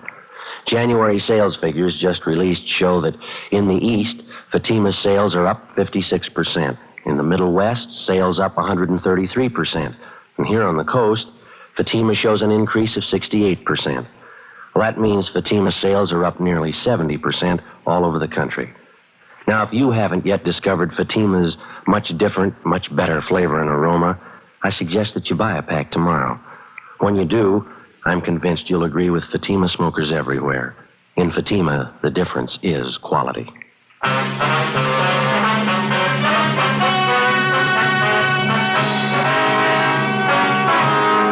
Mr. and Mrs. Tom Herbert were tried and convicted on several counts of grand theft. They are now confined in the state penitentiary for the term prescribed by law. Grand theft is punishable by confinement for not less than 1 nor more than 10 years. You have just heard Dragnet, a series of authentic cases from official files. Technical advice comes from the Office of Chief of Police W.H. Parker, Los Angeles Police Department. Fatima Cigarettes, best of all long cigarettes, has brought you Dragnet, portions transcribed from Los Angeles. David Harding, counter spy, solves an exciting case next on NBC.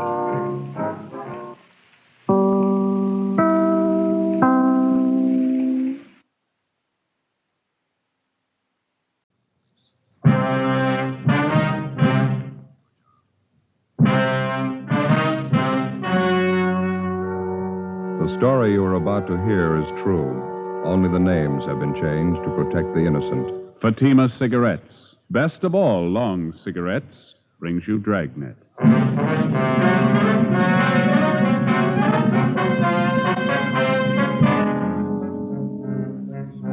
You're a detective sergeant. You're assigned to auto theft detail. A well-organized ring of car thieves begins operations in your city. It's one of the most puzzling cases you've ever encountered.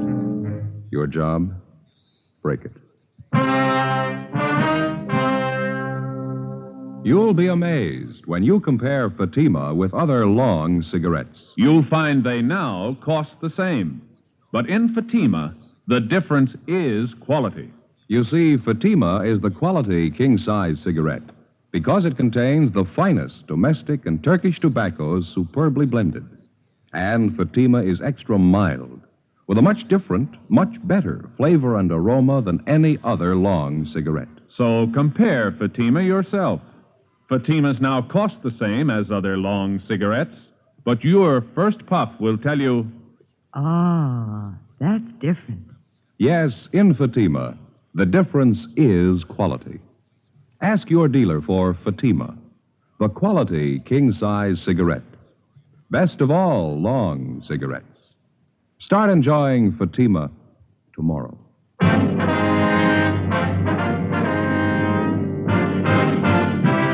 Dragnet, the documented drama of an actual crime.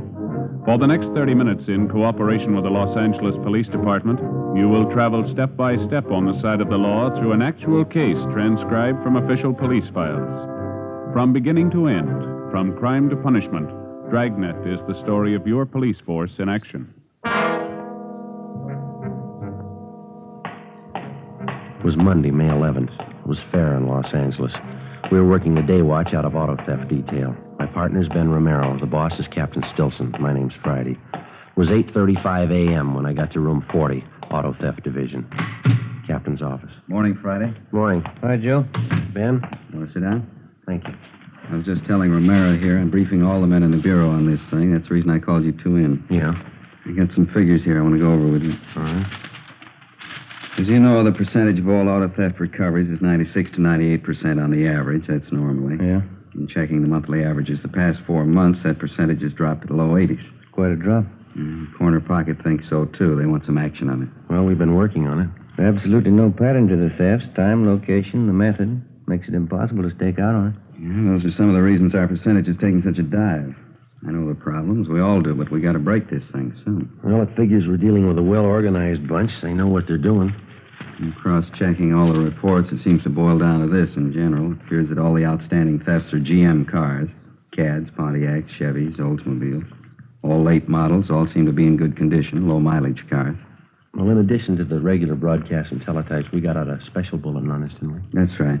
All the thefts were listed, license, make, model, and color. Been sent to all major cities and border patrol stations. Nothing so far.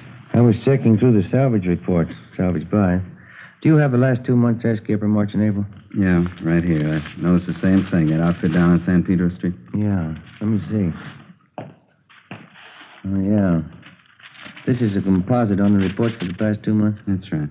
This one here. Herman Salvage, 2716 West San Pedro.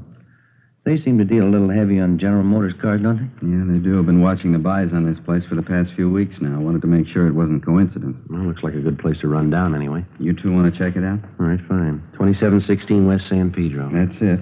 Outfit appears to be okay. Never been out of line. Seems funny they should deal with the top heavy in GM cars, doesn't it? Right when our recovery percentage takes a dive, yeah. Do you have the last salvage report there, Captain? Yeah. The last one? Here you are. Thank you. Yeah. Here's one for Herman's, 1949 Cadillac. And a little further down, Herman's again, 47 Olds. Yeah. There's 5 GM buys on the list. Herman got 4 out of 5 of them. Let's find out why.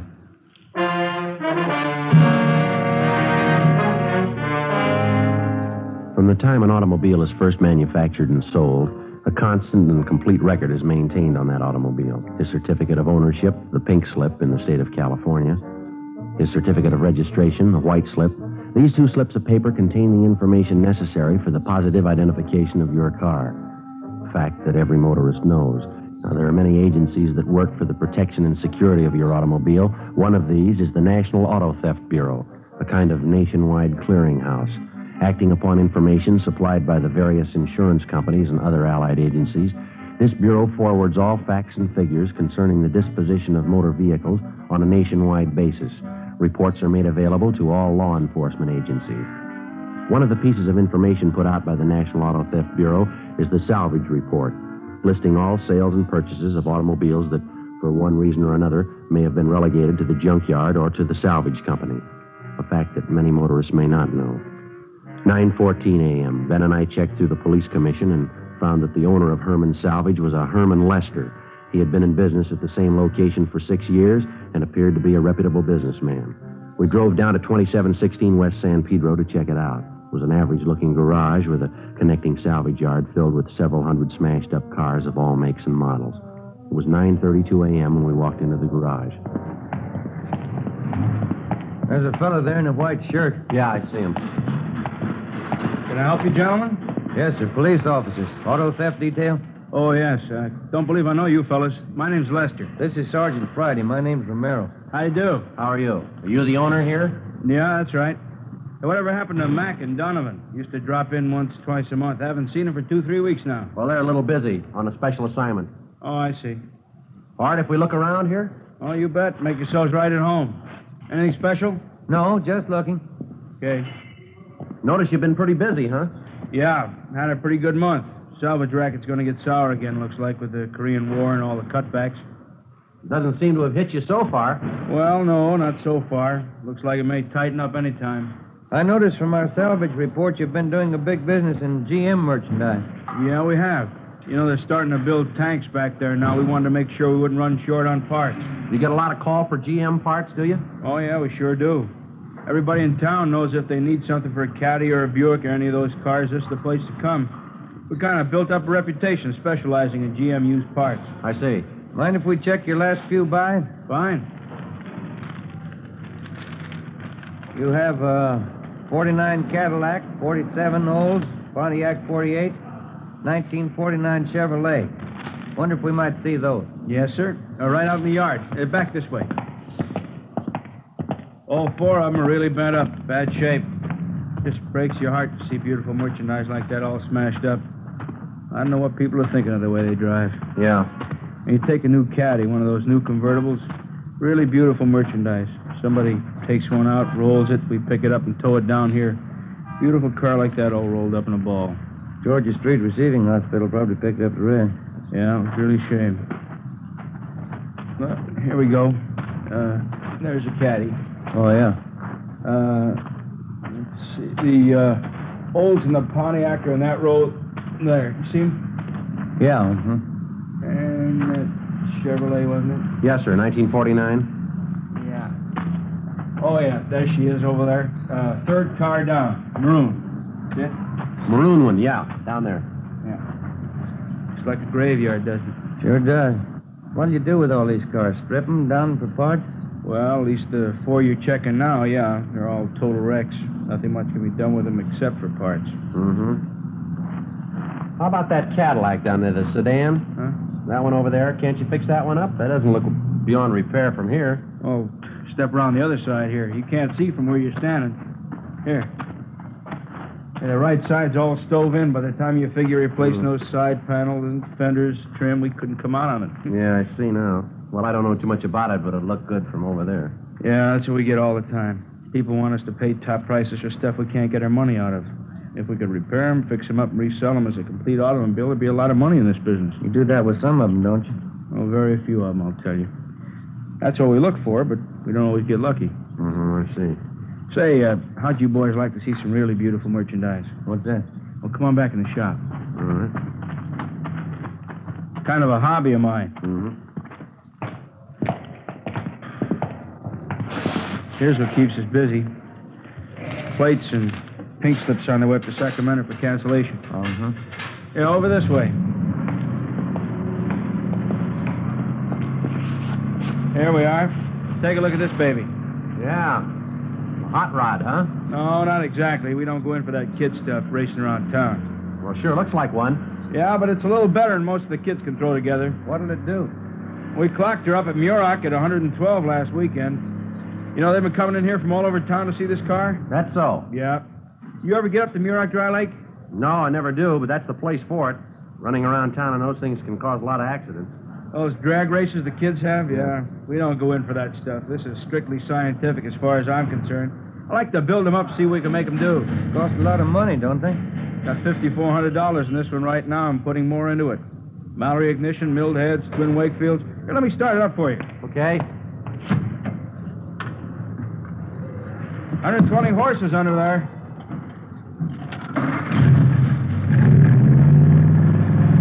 Yeah, sounds good. Listen to that. Beautiful, isn't it? Yeah.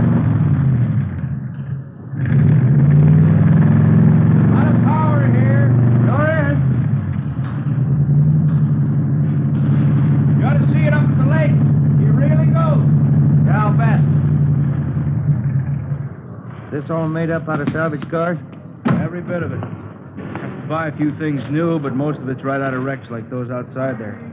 Takes a lot of talent to build up something like this from scrap, doesn't it? No, not really. After you've been at it as long as I have, it's not too tough. The trick is to get more speed out of them than anyone else can. Yeah, you did a good job on this car, all right? Oh, if you put your mind to it, you can do a lot with a wrecked car. The before we left Herman's salvage, we checked all 4 of the GM cars that were listed on the salvage report. We made a careful check on all of the cars in the yard and in the garage, paying special attention to the few cars that were in the process of being rebuilt by Herman Lester's mechanics. We went over his records, carefully checking the disposition of all of his buys for the past several months. Everything was in perfect order. We found that in the past 3 weeks, Lester had taken in 10 cars. 8 of them had been stripped down for parts, and 2 of them had been rebuilt and resold. The investigation showed that 4 of those cars were GM cars, and the 2 that were resold were both General Motors. 11:28 a.m. Ben and I drove back to the office and asked Mac and Donovan if they'd check through the 2 resale cars to make sure everything was in order, as the reports indicated.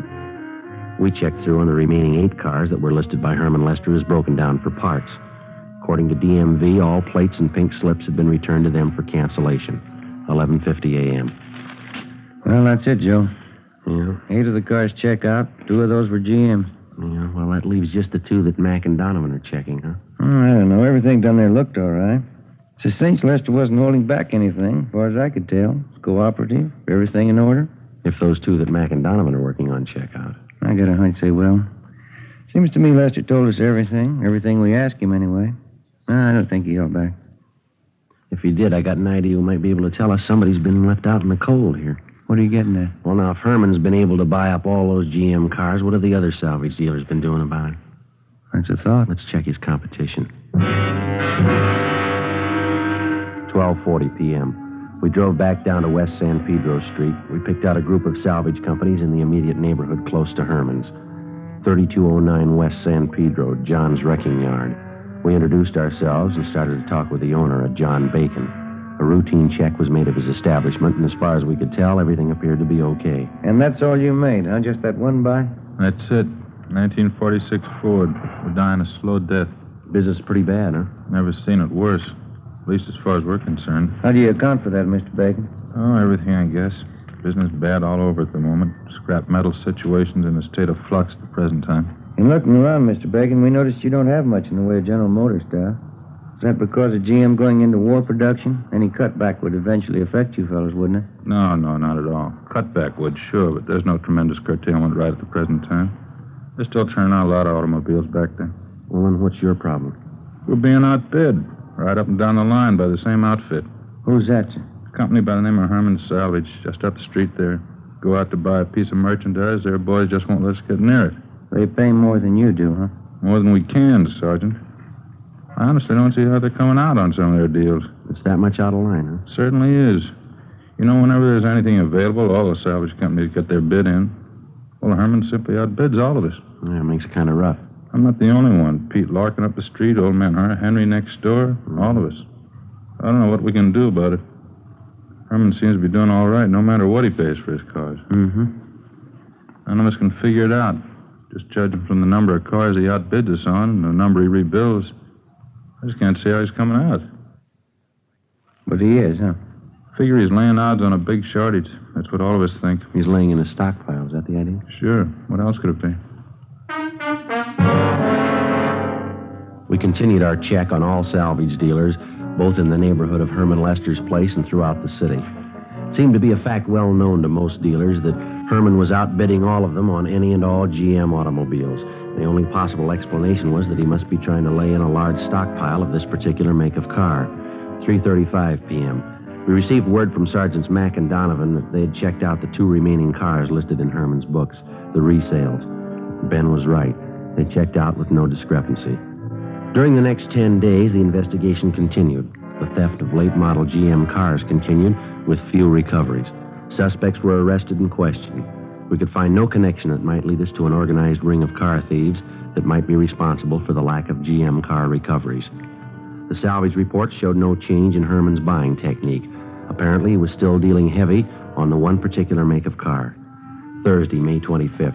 We received a teletype from DMV listing all the salvage buy transfers. In making our usual daily check of this teletype, we noticed a 1949 Cadillac, engine number 598-77415. It had been resold from salvage to a used car lot. That's the place right up the block. Yeah, I see. Same cat we saw in Herman's salvage yard. Yeah, it's funny, isn't it? The one in particular that I asked him about, you remember? Yeah, I remember. You thought it could be fixed up. He said no. It's only been a little over 2 weeks ago, hasn't it? Yeah, that's right. Well, it still doesn't prove anything. Here we are. Jake's. This is the place. Yeah, there's a cat in the front line right down there, huh? Mm-hmm. I don't see anyone around, do you? No, I don't. Well, I guess it's all right to check the engine number anyway. Yeah, I'll get the hood released. Right.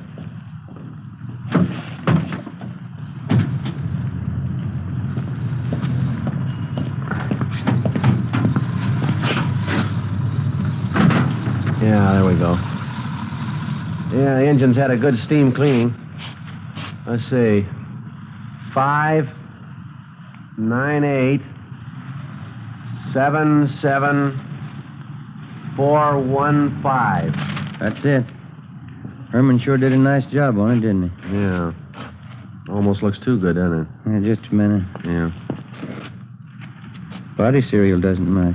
Doesn't correspond with the engine model. It's a 49 body. Could be a late 49, but it's a definite switch, isn't it? It sure is. That's funny. Yeah. Look at this right side here. This was the bad side, wasn't it? Yeah, that's right. Does it look like it's been rolled out to you? No, there's no feathering, no orange peel. Either that's the best repaint job I've ever seen or it's never been in an accident. Yeah. I'll take a look underneath. Huh? Yeah, all right. Okay. Want to move your feet there? Yeah, all right. Anything? No, nothing. There's not a seam or a joint under there. No welding marks of any kind. This car's never been in a smash-up. The engine number checks, the body doesn't. And this is the one Herman couldn't fix up. Yeah, that's what he said. Maybe he changed his mind. Or he lied.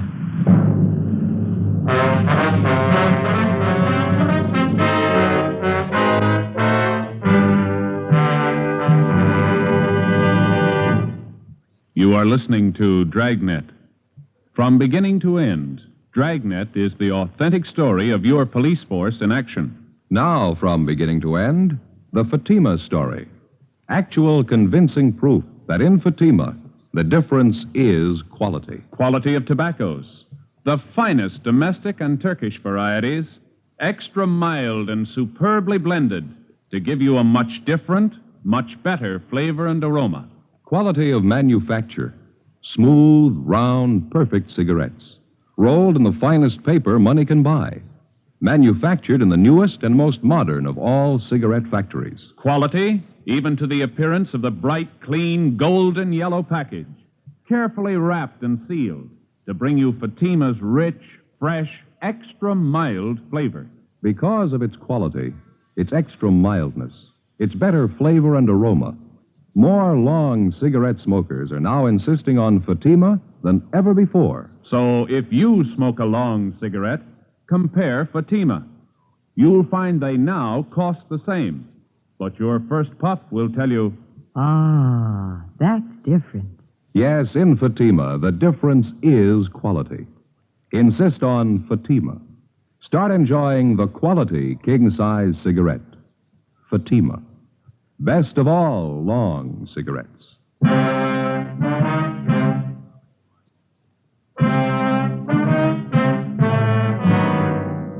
1949 Cadillac, engine number 598-77415. In checking out this automobile, Ben and I had found that the engine number corresponded with the salvage report concerning Herman Lester's place.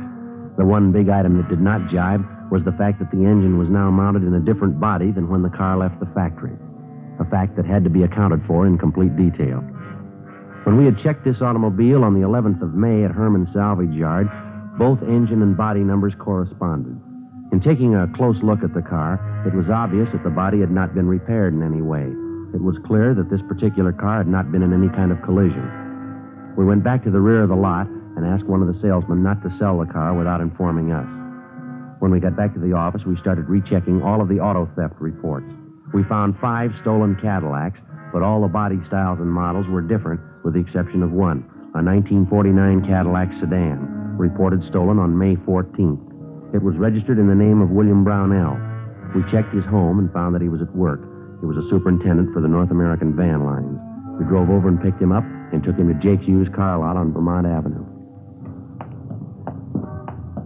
This is the car, Mr. Brownell. Mm-hmm. Well, it's just like mine, but I don't think it's the one. Are you sure? For one thing, it's a different color. My car was maroon. You want to step over here, Mr. Brownell? Sure. Now, if you'll look very closely here on the door edging and on the jamb, right here, see? This is the one place sometimes they miss with a spray gun if they're going to repaint.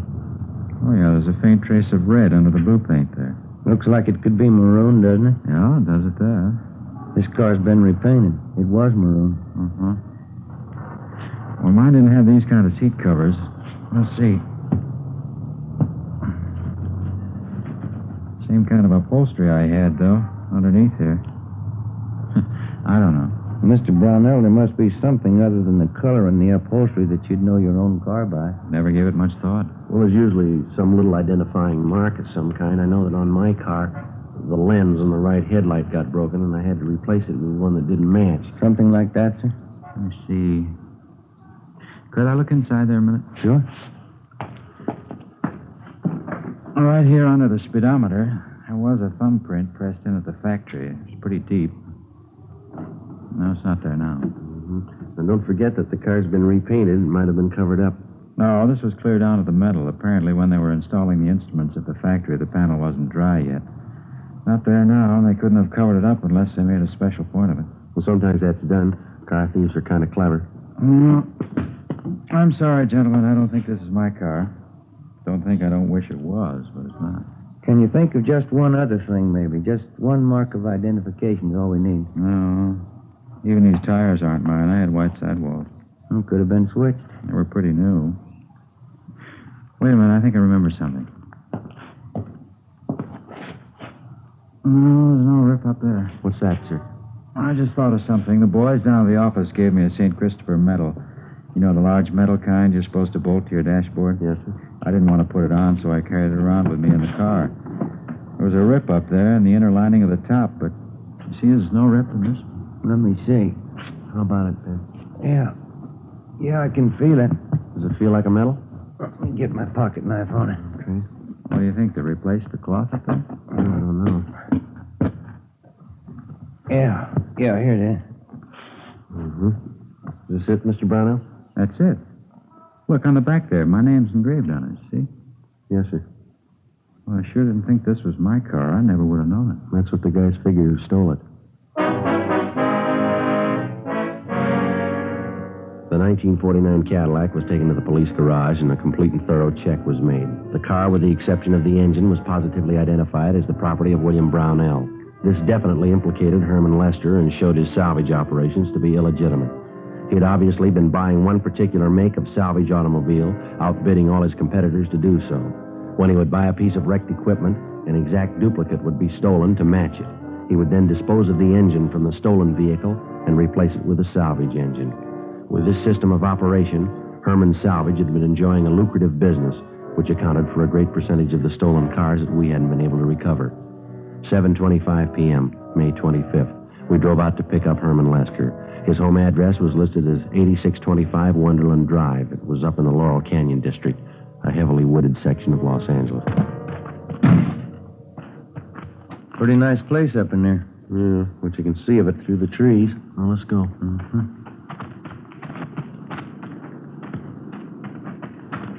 Look at that, Joe. Yeah. Looks like a 50 O's. Everything there but the engine. No plates. I didn't notice that from the street, did you? Never could have seen it from down there.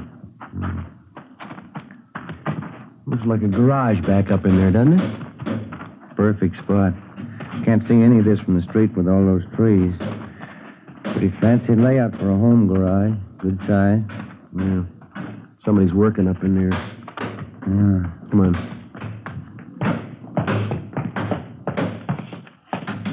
Hi there. Brings you fellas way up here. Want to have a little talk with you?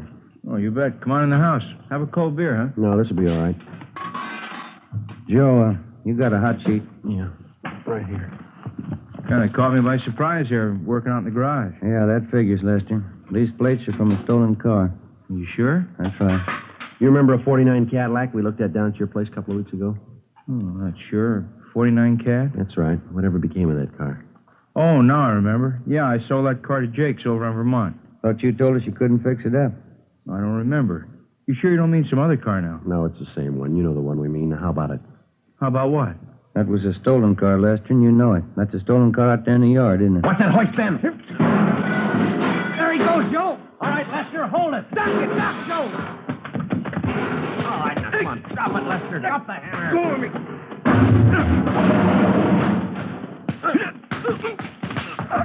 All right. I'll get the cuffs, Joe. Come on, get up on your feet. All right, come on. On your feet. Stand still. Rough one, huh? Yeah. Come on, Lester. Let's go. How'd you find out? Who tipped you off? St. Christopher.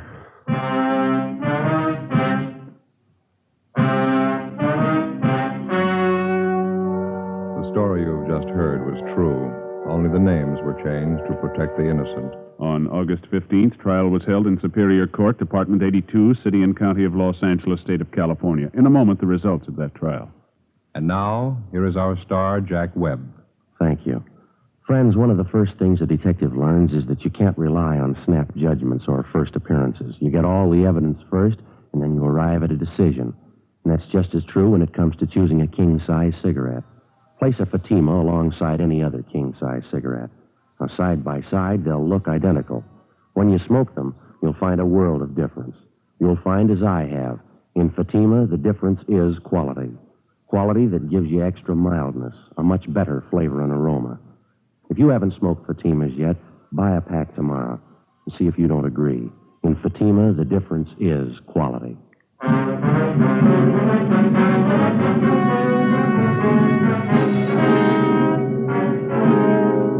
Herman W. Lester was tried and convicted on 3 counts of grand theft auto and 2 counts of grand theft money, all sentences to run consecutively.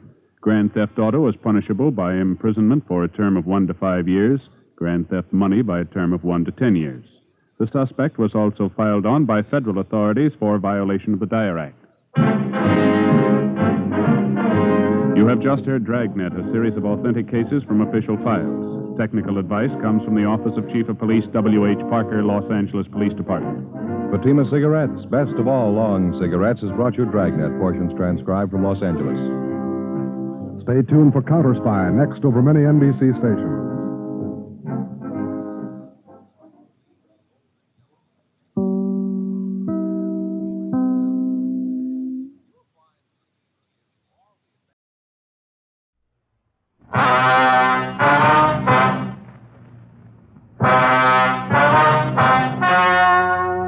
The story you are about to hear is true.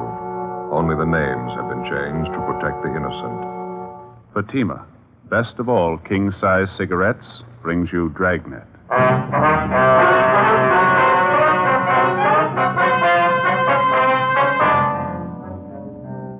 You're a detective sergeant. You're assigned a robbery detail. A gang of hijackers has set up operations in your city. Truckloads of merchandise worth thousands of dollars vanish completely. The criminals know their business. Their system appears foolproof. Your job, stop them. Fatima, best of all king-size cigarettes. Definitely the best quality in its class, but the same price as the cigarette you're now smoking. And Fatima is extra mild, with a much different, much better flavor and aroma. So compare Fatima yourself today. You'll find Fatima gives you all the advantages of extra length, plus Fatima quality, which no other king-size cigarette has. Remember, the cost of Fatima is the same as the cigarette you're now smoking. Remember, in Fatima, the difference is quality. Next time, buy Fatima.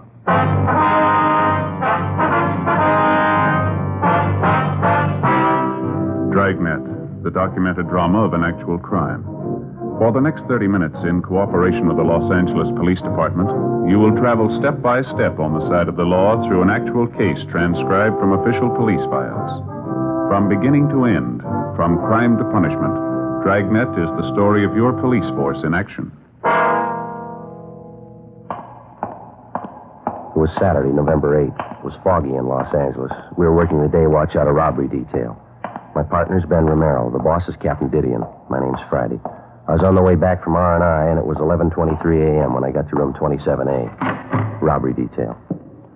Joe? Hi. Where you been, anyhow? I've been sitting here 20 minutes waiting for you. Oh, I'm sorry. I've been checking a couple of names through R&I. It took a little longer than I figured. The least you could do is leave a note in the book. I do the same for you. I've been sitting here 20 minutes. Oh, I told you I'm sorry. What's the matter? You feeling well? No, I'm all right. I'd just like a little cooperation, Joe, that's all. What's the matter with you? Oh, I don't know. I guess I was mad when I woke up. Got a crazy house. Well, what's the trouble? Did you have an argument with your wife? In-laws are visiting again. 6 of them. Oh, where are they sleeping? All over the place. 4 adults, 2 kids, and a gray fox terrier. He's not even housebroken. Yeah. How long are you going to stay? A couple of days? 2 weeks. I don't know how I can last it out, Joe. They're crawling all over the place. Kids screaming, dog tearing up the front room, no privacy. I don't know what I'm going to do. Well, why don't you just level with them? Ask them if they wouldn't mind staying at a motel for a couple of days. I suggested that to the wife this morning. What'd she think? That's when the argument started. Oh. Hey, I almost forgot to tell you that truck driver finally showed up. That Frank Burris. Oh, yeah, it's about time. Where is he? Took him across the hall to the mug room. Got him checking out some coming-out mug books. Guess we better see how he's doing. All right. He sure took his time getting here, didn't he? Yeah, didn't offer any excuses. He's no more help than he was yesterday. Yeah? Surly. Not very cooperating. How you doing, Mr. Burris?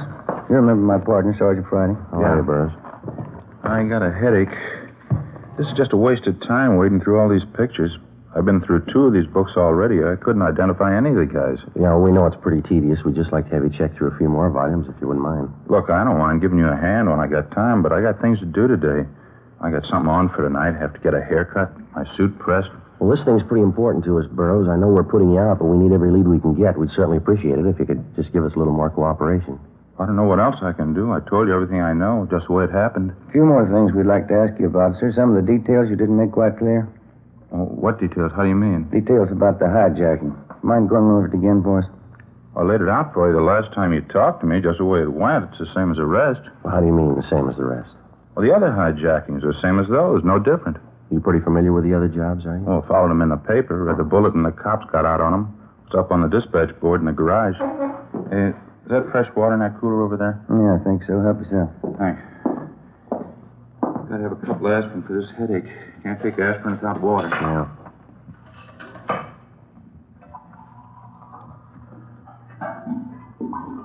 You've been driving a couple of years for Lavelle Trucking Line. Is that right, Burroughs? That's right, yeah.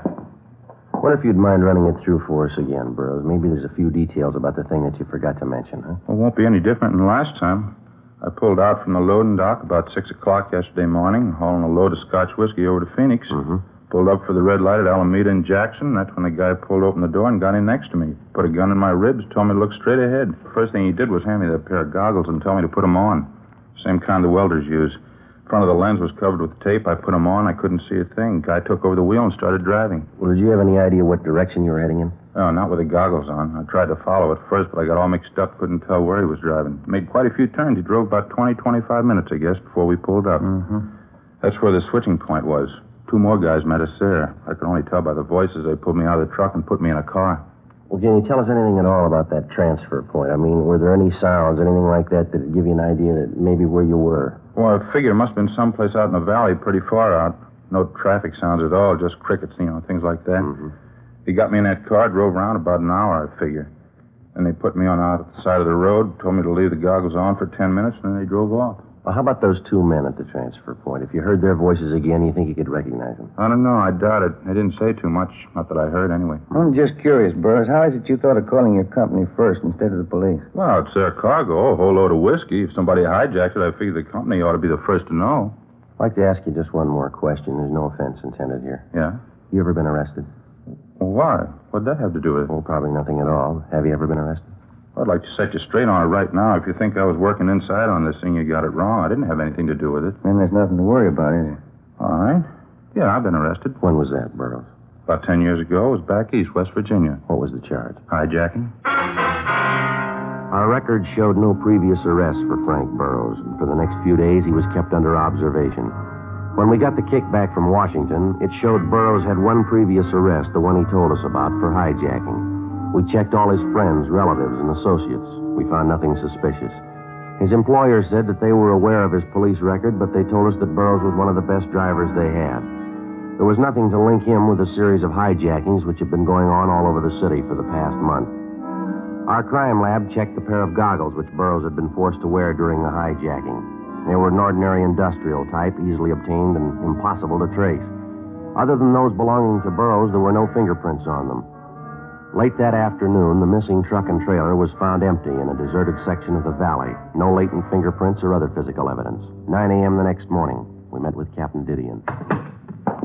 Cargo's gone, huh? Not a trace of it. That's it, Skipper. High-grade Scotch whiskey, 150 cases. Got out of Bolton all the liquor wholesalers. The serial number's listed. That ex-con Burroughs, nothing turned up on him? No, nothing. We double-checked everything about him. He's clean. You didn't get a thing off that abandoned truck? No prints, no physical evidence. Seems like they got it down to a science. Tell that to Thad Brown. He's getting all the kicks from the warehouse operators. 30 days and 6 hijackings. How about moving faster? Well, as you know, we got 12 stakeouts running down freight loads, Skipper. Yeah. Incoming, outgoing. Got 3 girls in the stats office doing nothing but making runs for us. No new suspect. We got a meeting with an informant after lunch. He figures he may have something. There's nothing to bank on. How about an inside tip-off on these jobs? Any indication the gang's working something like that? No, nothing definite, Skipper. Jobs seem to be pretty well cased, though. We've checked out everybody with a record working for the trucking lines. No reason to think any of them had a hand in it. Excuse me a minute. Didion. Yeah. Live Oak near Trenton Avenue. Yeah, I got it right. Thank you. We got another truck early this morning. Where? There's the location. Better move on it. Looks like they got their signals crossed. How do you mean? Doesn't make sense. The cargo they hijacked. What was it? A load of toothbrushes. 9:23 a.m. Ben and I drove to the intersection of Live Oak Drive and Trenton Avenue in the Hollywood Hills, where we located the latest driver to fall victim to the gang of hijackers. His story was the same as the others. He'd stopped his truck for a red light at a deserted intersection when a man jumped on the running board and pointed a gun at his head. The man with the gun took over the wheel and forced the driver to put on a pair of blacked-out welder's goggles. Then the truck was moved to a remote spot where the driver was transferred to a car and later released in a remote section of the Hollywood Hills. The hijacked truck was found empty a day later. And again, there was no physical evidence, no fingerprints. The driver could add little to what we already knew. The only point that made the case any different from those that had gone before was the cargo that had been stolen, the load of toothbrushes. We began an immediate check of the neighborhood where, according to the driver, he was first held up. It was a fairly remote intersection in the San Fernando Valley. After 4 hours of interviewing ranchers and gas station attendants, we talked to the operator of a practice driving range for golfers located just off the highway. His name was Fred Garrison. Matter of fact, I did notice something out of the ordinary this morning. A little before 6 a.m., I think. Spotted this big semi turning off on that dirt road down the highway there. Which dirt road is that, Mr. Garrison? Oh, right up the highway there. See it?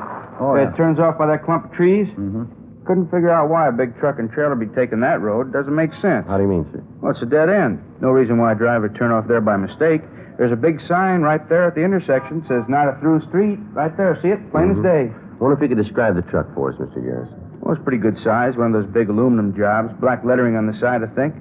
Yeah, it turned off the highway, went down the dirt road a little ways, and then it turned off into that grove of trees, and the driver cut the lights. Mm-hmm. Did you notice any activity going on at all? No, I didn't. Oh, maybe I should have walked over and checked it. I figured it was just some truck driver pulling up to catch a few winks of sleep. I see. My boy Dave was with me at the time. Wanted to check it, but I told him to mind his own business. Says a couple of minutes after the truck pulled in, he saw a gray sedan come down the road and park next to the truck, right in that same clump of trees. Well, now, didn't all this look a little suspicious to you, sir? Oh, I suppose so, in a way. I just don't like to meddle where it's not my business, that's all. Well, did your boy Dave get a good look at this gray sedan? Do you know that? You want to come in the office and sit down? Sure. Oh, thanks.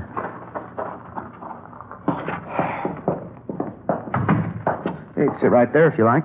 Fine, thank you. Let's see now, where were we?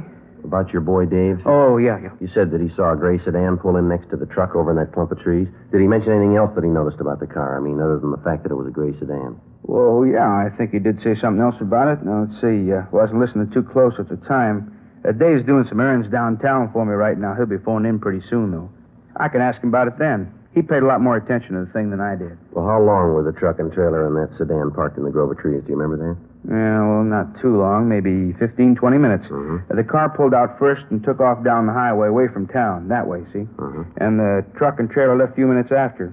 What do you figure they were up to? We've got an idea. What time was that again, sir, when you saw the truck turn off the highway onto the dirt road? About 6 a.m. Maybe a few minutes one way or the other. I wonder if you'd show us the exact spot where you saw that truck park, would you? Oh, sure. Here. You want to come over here with me to the window? All right. Now, you see the clump of trees there? Yeah. Eucalyptus. Mm-hmm. They border right on the road? Yeah. Maybe that's him now. All right. Garrison Fairways. Oh, yeah, Dave. How'd you make out? Mm-hmm. Oh, fine. No. Listen, a couple policemen here now. They're asking about that truck and that gray sedan you saw up on the road this morning. Want to know what you noticed about the sedan besides the color.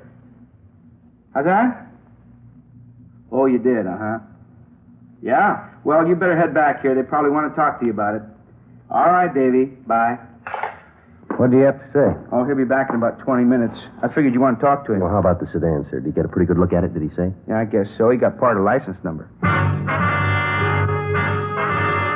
Fred Garrison's son, Dave, returned and gave us all the pertinent facts about the truck and the gray sedan which he'd noticed in the neighborhood early that morning. His description of the truck and trailer, what he saw of it anyway, matched closely with that of the latest vehicle to be hijacked. He described the car as a gray sedan, and he said it looked to him like it was a late model Nash, but he couldn't be sure. He said the first 3 units on the license plate were 7T7. The location in the grove of trees where the truck had been spotted was checked thoroughly. Outside of some indefinite tire tracks, there was no physical evidence. 4:10 p.m., we put in a call to DMV and asked for a rundown on the 3 license plate numbers. The next morning, DMV returned to us a list of more than 1,000 auto registrations, which began with the figure 7T7. We went down the list and gradually eliminated 600 of these as not being physically close in description to the car seen by Garrison's boy, Dave. We kept checking. Almost 300 more on the list were registered in distant parts of the state. That left us with over 100 vehicles registered in or around Los Angeles to check out. It went slow. 3 weeks passed. We narrowed the list down to 23 possibles. Tuesday, December 10th. We were checking registrations with addresses in the east end of the city. What's the name on this one again? Perry. Walter R. Perry.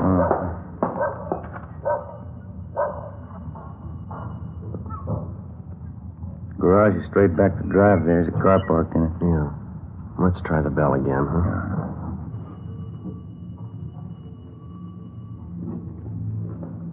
What do you say? All right, let's give the car a look. People sure do get careless. Nobody home, garage wide open, car sitting there. Qualifies so far. You want to check the steering post there, registration I stamp? get it, yeah. Check out all right? Just a minute. What do you got there? Here. Found these under the seat. Oh, maybe we're home. Yeah, it's a pair of goggles. Take a look. Yeah. Both lenses covered with tape.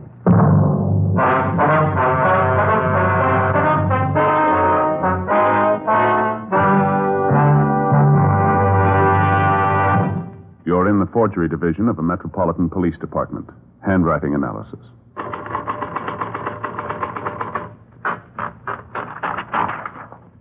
Now, let's check it against the forged letter.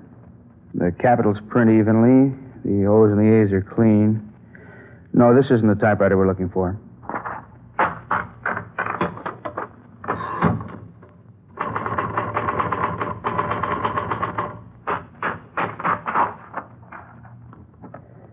Yeah.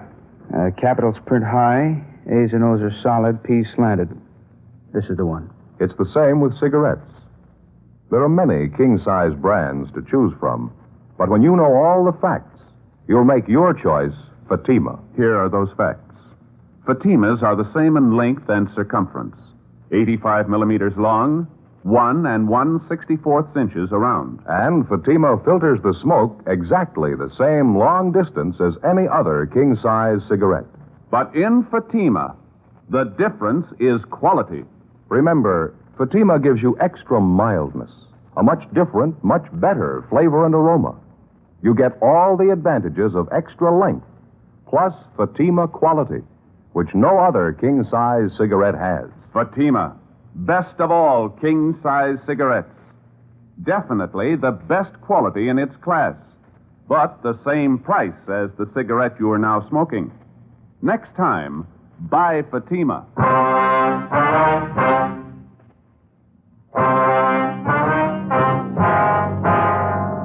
Tuesday, December 10th, 2:15 p.m. The pair of goggles found in the automobile registered to Walter R. Perry were the same brand and style as the goggles used to black out the truck drivers in all the previous hijackings. Ben and I searched the car, but we failed to come up with any additional physical evidence. We left the garage, checked the house again to make sure that there was nobody at home. Then we went down the street, close to the house, to where we parked our car. We put in a call to R&I and requested a make on Walter R. Perry. He had no previous criminal record.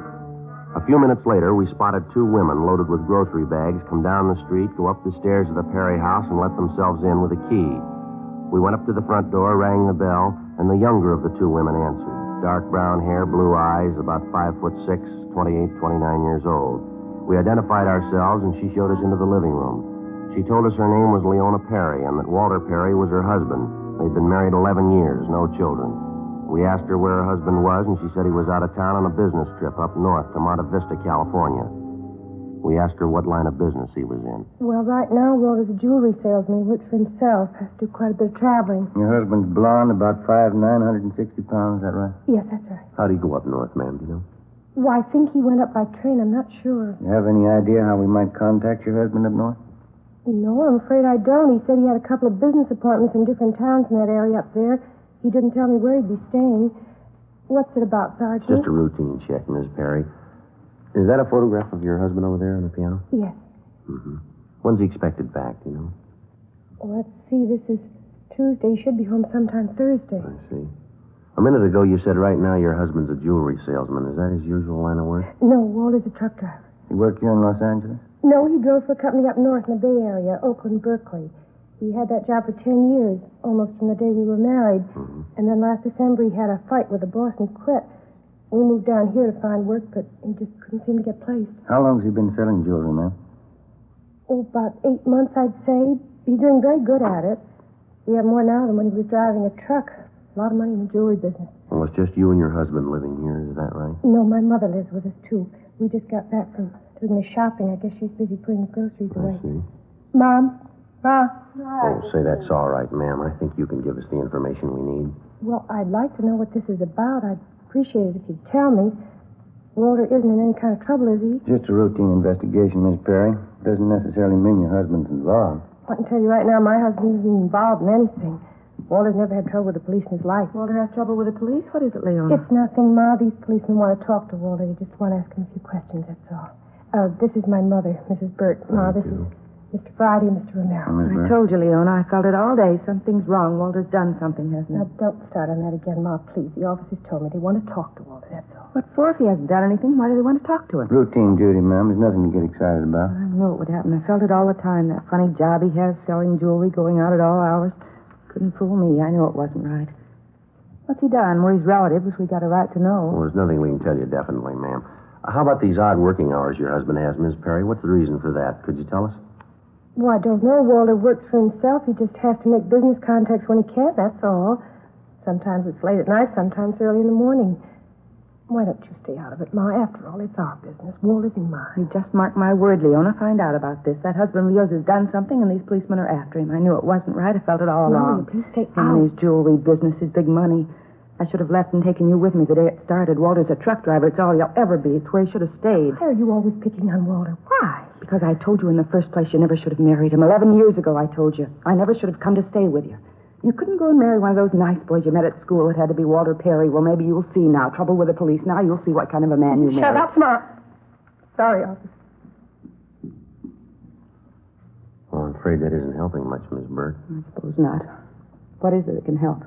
You have kids, you try to tell them something, make it easy for them, they never listen. Now, that gray sedan back in the garage, ma'am, does anyone else drive it besides Mr. Perry, do you know? No, Leona doesn't drive. Walter's the only one who runs it. He drives it to all these business appointments he has at odd hours? That's right. Only times he doesn't take it's when he's out of town. You ever seen this pair of goggles before, ma'am? No, I never have. What does it mean, that tape all over the front of them? Well, how about your son-in-law's friends? Do you ever bring any of them here to the house? Not since I've been staying here the last 6 months. A lot of different men call him on the phone. He goes out. Doesn't bring anyone around, though. Oh, I'm just sick of it. Well, can you tell us anything about this jewelry business Mr. Perry's working in? I don't even want to think about it. I raised 4 daughters, nice girls, every one of them, attractive. You make plans for them and you want them to be happy and marry some nice fellow, have a nice, comfortable home. You try to tell them and they never listen. About the car, ma'am. They get to be 17 and they know everything. My girls could have married wealthy if they were smart. A lot of other girls have done it. They had nice clothes, they got through business school, good home training, all this talk about love. They're all so smart. They know everything and they know nothing. This is what happens. They wake up and find out. Would you finish putting the groceries away, Ma? Talk to the officers. Anything you want, Leona. Didn't mean to upset you. Maybe things will be all right. And just a few more questions, Miss Perry, and that's all. Well, whatever it is, I know Walter hasn't done anything wrong. He wouldn't do anything wrong. It doesn't make sense. There's just no reason for it. I remember your father, Leona. 16 years we were married. One night he packed up and left me. There wasn't any reason for that either. Wasn't there, Ma? We continued questioning the wife and the mother-in-law of the suspect, Walter Perry. From the wife, we got the names and addresses of 4 close friends of Perry's who were supposed to be associates of his in the jewelry business. In the basement and in a loft over the garage, we found more than a dozen cases of high-grade Scotch whiskey, cases of expensive furs, and other loot taken in the hijackings. Mrs. Perry said her husband told her he was storing the stuff for some friends. It was only a small portion of the take. We called the office and got out a broadcast and an APB on the suspect and arranged for an immediate stakeout on the Perry house. And then, together with Matthews and Gonzalez from robbery detail, we began checking out the 4 close friends of the suspect. We could locate only 2 of them, but those 2 paid off. In the basements and garages of their homes, we found another portion of the loot, along with evidence that showed that both men had taken active parts in the hijackings. They were booked at the main jail on suspicion of 211 PC. A full week went by. The stakeout continued on the Perry house. Still no sign of him. Saturday, December 20th, 4:45 p.m. We checked back in at the office. This thing's sure dragging out, huh? Yeah, it'd be nice to wrap it up before Christmas, wouldn't it? Get it out of the way. Might work into a couple of days off. I don't know if I'm too interested, Joe. What? The days off, I mean. We got visitors on the way again. What do you mean, for the holidays? Who's coming? Same old bunch. My brother-in-law and his wife and his kids and that little dog over there. Well, they were just with you for 3 weeks, weren't they? What's the deal? Oh, brother-in-law got home, found a notice from his company. He's been transferred out here. Oh. They're going to stay with us all through the holidays, and then they'll start house hunting. How about that? You've got a problem. Just got a new rug in the living room. I'll bet 20 to 1 on it, Joe. What's that? A little fox terrier. Oh, hi, Skipper. Anything before we check out? Piece of news for you. Just talked to the Ventura Sheriff's Office. We owe them a favor. What do you mean? They grabbed Walter Perry half an hour ago. Monday, December 22nd. Suspect Walter Perry was returned to Los Angeles. He was taken to the interrogation room where Captain Didion, Ben, and I questioned him for almost 2 hours. He was confronted with the evidence and testimony against him, and after another hour and a half of interrogation, he broke. He gave us a full signed statement describing his part in the campaign of hijackings. He also gave us the names of everyone in the gang, how they participated, and to what extent. He said most of the property looted from the hijacked trucks was stored in a rented barn located at the north end of the San Fernando Valley. A detail of men checked it and confirmed the information. The suspect's wife, Leona, was notified of her husband's arrest. 1:35 p.m. We completed our interrogation. That's it, Perry. Let's go. You asked me a lot of questions. How about it? Can I ask you one? What's that? Well, why do you think I did it? Why I got mixed up in this? Well, according to your statement, you wanted the money, isn't that it? Well, you've been out to my house, haven't you? You met my wife? Yeah, that's right. I guess you met her mother, too. Yeah. Well, then you got it. Nobody in the world could make me go for a hijack deal, but she could. I even remember the morning I'd made up my mind to do it. I was out in the kitchen. I could hear yapping at Leona in the other room, same old roasting. Mm-hmm. A lousy truck driver, that was me. 11 years the wife and I had been married. Her mother lived with us, 9 of them. Didn't get any better, didn't get any worse, just the same old yapping, her and her 4 girls. Why couldn't they listen to her? They were the best girls in the world. Why couldn't they marry money? Why did it have to be guys like truck drivers, stupid truck drivers? Same thing every day, always the same. 9 years of it. So I went out to get enough money to rub in her face, enough to make her choke on you. You can hate somebody for that. I don't know how many years they'll give me, but I'm going to hate her, every one. Dad? Oh, hi, Olson. Going over to main jail. This one ready to go? Only be a minute, Rex. Right. Thank you. All right, Perry. Yeah. Sergeant, my wife's been told, huh? She knows about it? She's waiting outside in the hall with her mother. You can see him on the way out. Oh, thanks.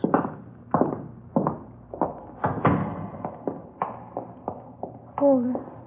Hi, honey. I'm sorry. Walter, why did you do it? Ask your mother there, honey. You heard as much of it as I did. 9 years worth. I guess it finally got me sick. She wanted you to have money, so I went out to get it. You come and see me when you can? Leona isn't going to any jail to see you. I knew it all along. I knew what you were. It's the truth. She never should have married you. All right, Perry. Let's go, mister. Walter. Walter. Why? How you figuring? I don't know. How about some coffee? Okay. Sure is funny. You see other people sweating it out, your troubles look like nothing. I just thinking about it. What's that? Those in-laws of mine. What about them? Guess I haven't got it half bad.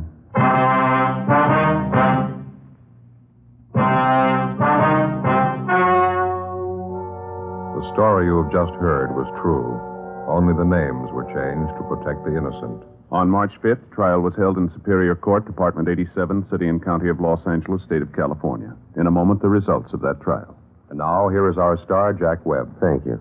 Friends, from our many talks with law enforcement agencies and letters from police officers, we're especially gratified to know that a great number of these men agree with us that Fatima is the best of all long cigarettes. Now, our latest sales figures back that up. Every week, more and more smokers are enjoying king-size Fatimas. People from every state, from all walks of life. If you haven't tried Fatimas yet, buy a pack tomorrow. In Fatima, the difference is quality. The quality is better, but the cost of Fatima is the same as the cigarette you're now smoking. Next time, buy king-size Fatima.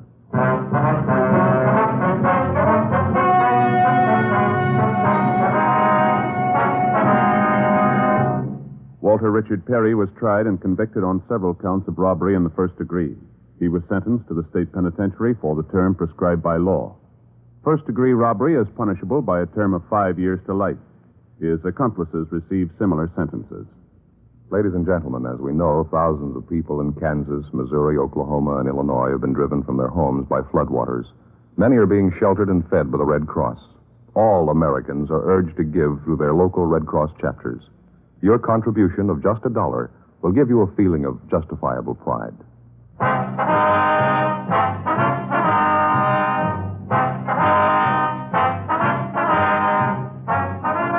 You have just heard Dragnet, a series of authentic cases from official files. Technical advice comes from the Office of Chief of Police W.H. Parker, Los Angeles Police Department. Fatima, best of all king-size cigarettes, has brought you Dragnet, transcribed from Los Angeles.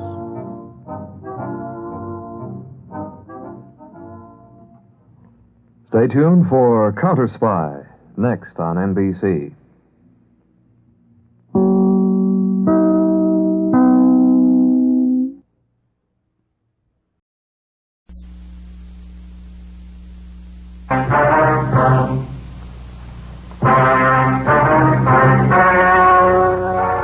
The story you are about to hear is true. The names have been changed to protect the innocent.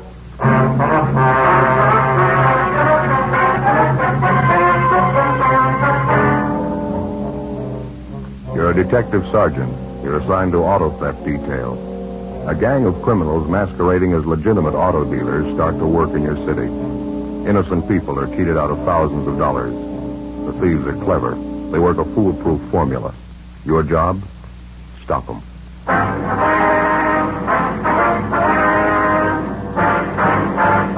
Dragnet, the documented drama of an actual crime. For the next 30 minutes, in cooperation with the Los Angeles Police Department, you will travel step by step on the side of the law through an actual case transcribed from official police files. From beginning to end, from crime to punishment, Dragnet is the story of your police force in action.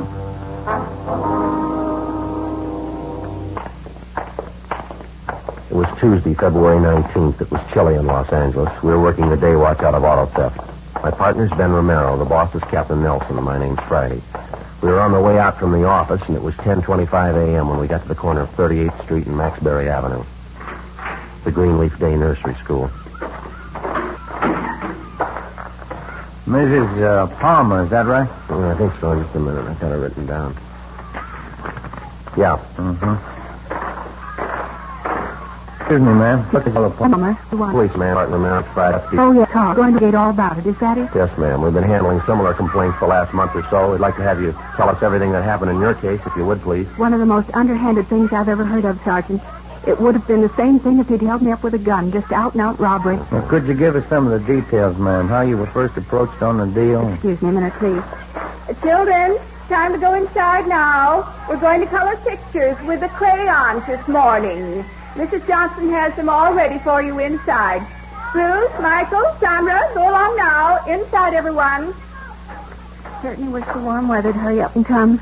Children always raise such an uproar when we have to keep them indoors. Worst part of running a day nursery, the winter months. Yes, ma'am, I suppose so. Now, about your automobile, Miss Palmer, we understand you had it up for sale. You advertised in one of the local newspapers, is that right? Yes, that's right. I ran one of those 3-day want ads over the weekend, Friday, Saturday, and Sunday. I thought I'd get more for my car if I sold it myself. I mean, instead of selling it to a used car lot. Yes, ma'am. How many answers did you get on your want ad? Well, just the one way it turned out. This man came out and looked at my car first thing in the morning. He offered to pay me exactly what I was asking for it, so I sold it to him. That's just the way it went. Who was this man, Mrs. Palmer? Was he representing some auto company? Yes, he said he was anyway. He gave his name as Joseph Newhall. I've got his card inside. He said he was a buyer for Dan Barton's used car lot on South Cap Street. Nicely dressed man. He made it all seem so honest. How was the deal arranged? Could you tell us? I mean, transfer the car, payment, and so forth? Well, he gave me a check for $50, sort of a down payment to hold the car for him. It was a certified company check. I see. He told me he'd be back that afternoon with a certified check for the full amount of the car, $800. Did he take your car with him then? No, he didn't. That's why I had no reason to be suspicious. He left me the check for $50 and said he'd be there with the money. Said in the meantime, one of the employees from the used car lot might be along to pick up the car to save me the trouble of driving it downtown myself. Mm-hmm. Same MO, Joe, all the way. Yeah, looks like it.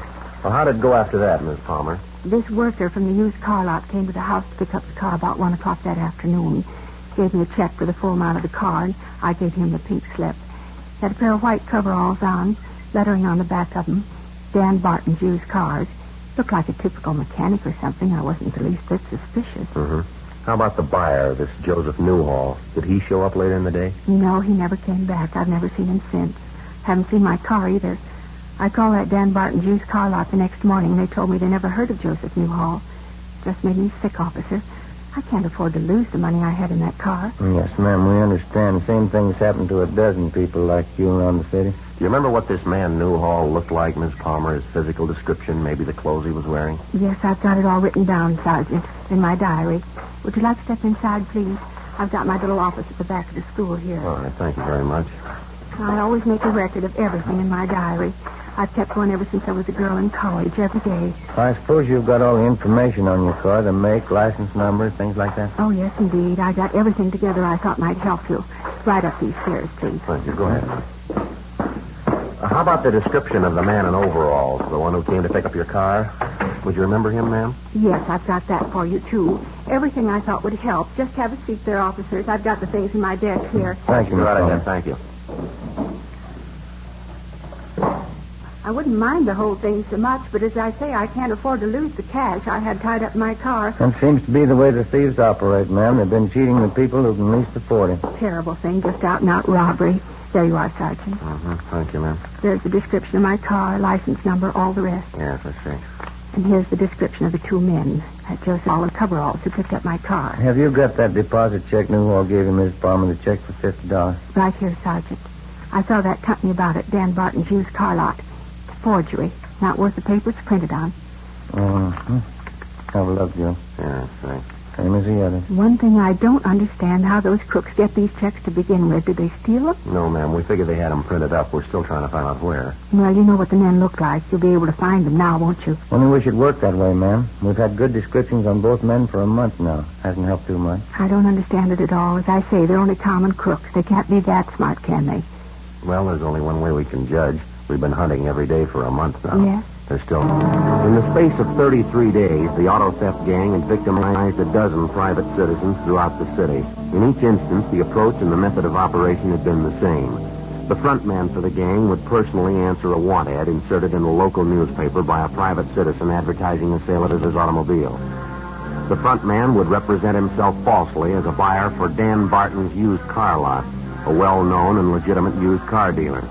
He'd offer to pay exactly the sale price which the private party was asking.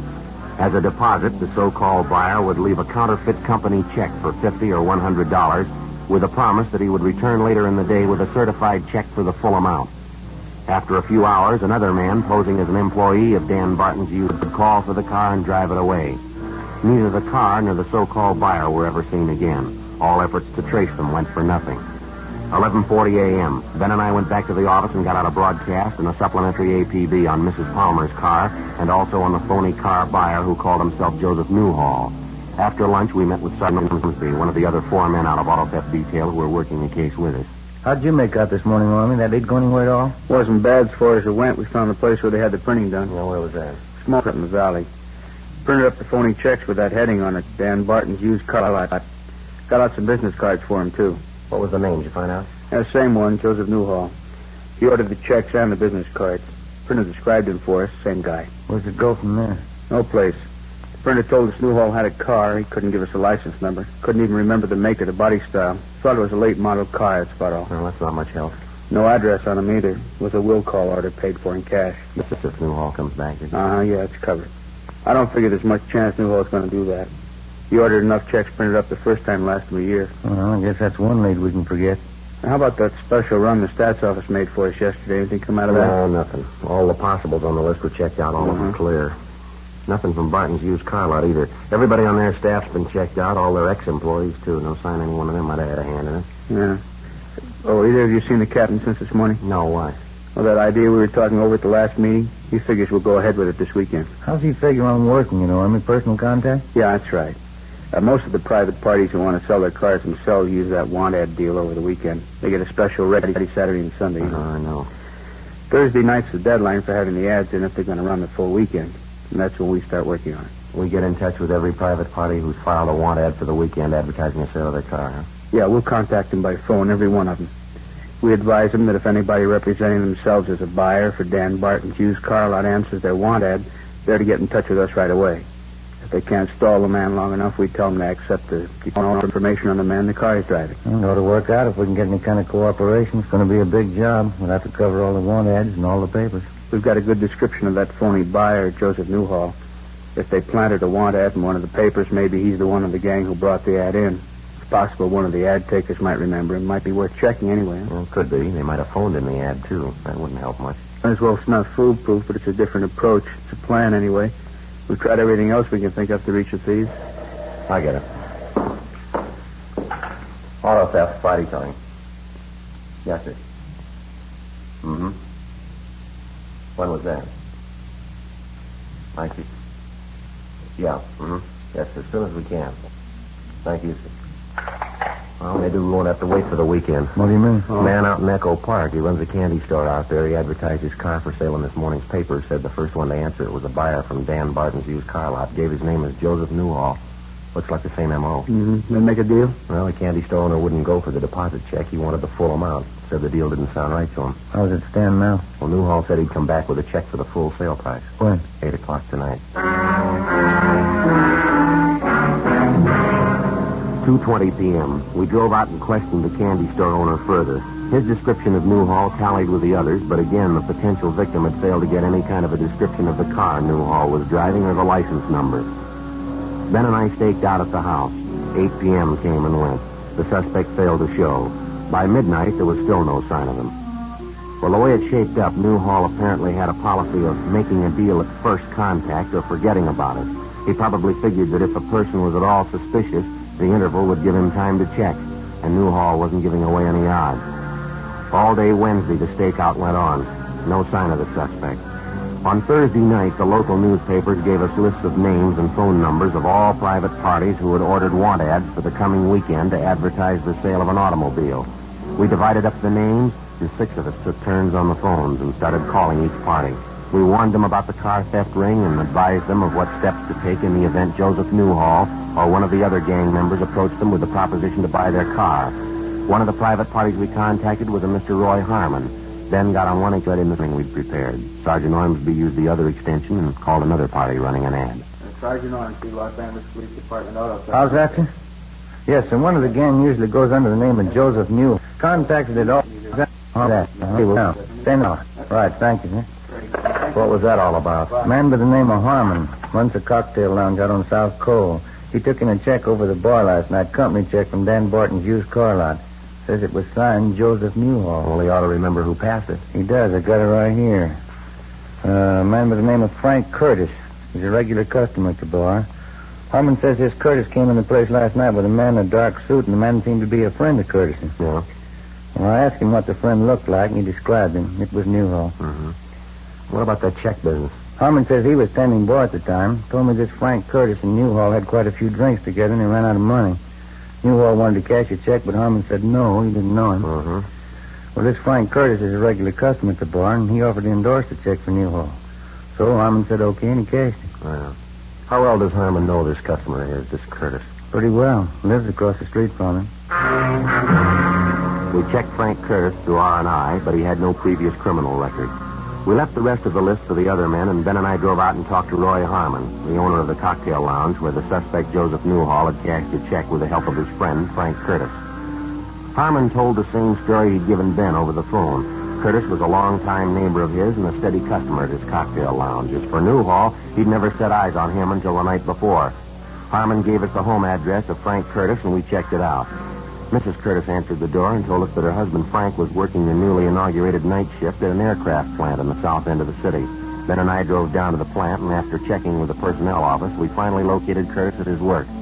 He was an assistant foreman in one of the aircraft assembly shops. The truth, Sergeant Romero. The last time I saw Newhall before the years ago.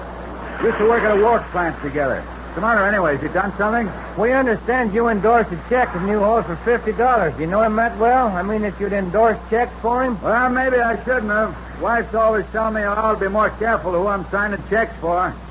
Well, what happened anyway? Wasn't the check any good?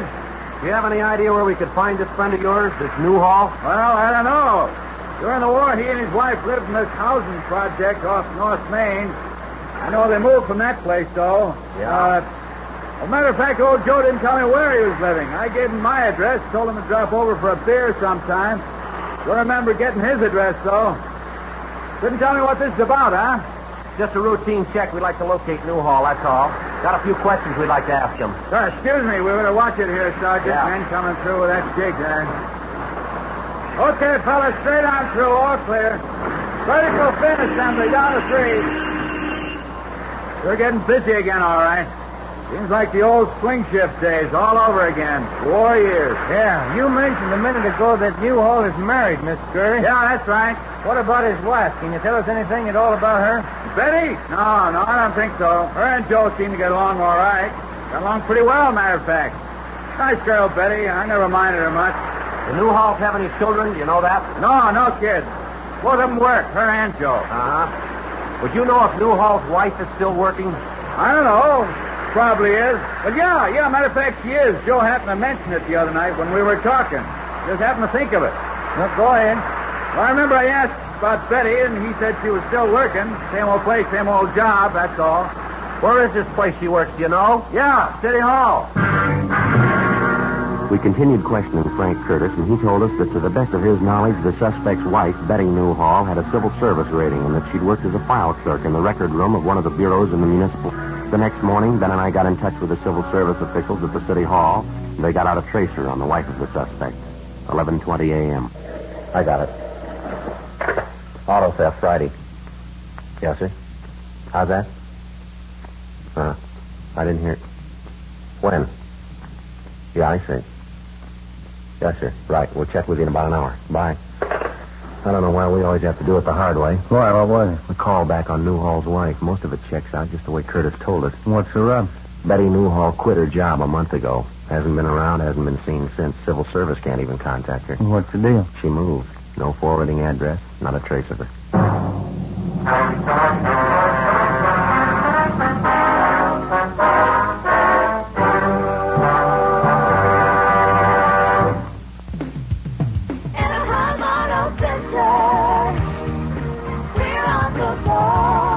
Exit Ball Road off the 57 freeway. Light up the holidays with a new vehicle from Anaheim Auto Center. We'll make your holiday dreams come true at Anaheim Auto Center with our incredible savings and huge discounts.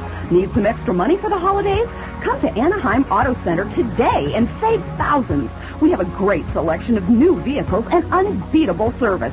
Light up your holiday season today at Anaheim Auto Center. We want you to be completely satisfied. The holidays are the perfect time to buy a new vehicle. Why go anywhere else? We have it all at one convenient location near the Anaheim Pond. So light up your holiday season with a great new car or truck from Anaheim Auto Center. Anaheim Auto Center, we're on the ball. Exit Ball Road off the 57 freeway.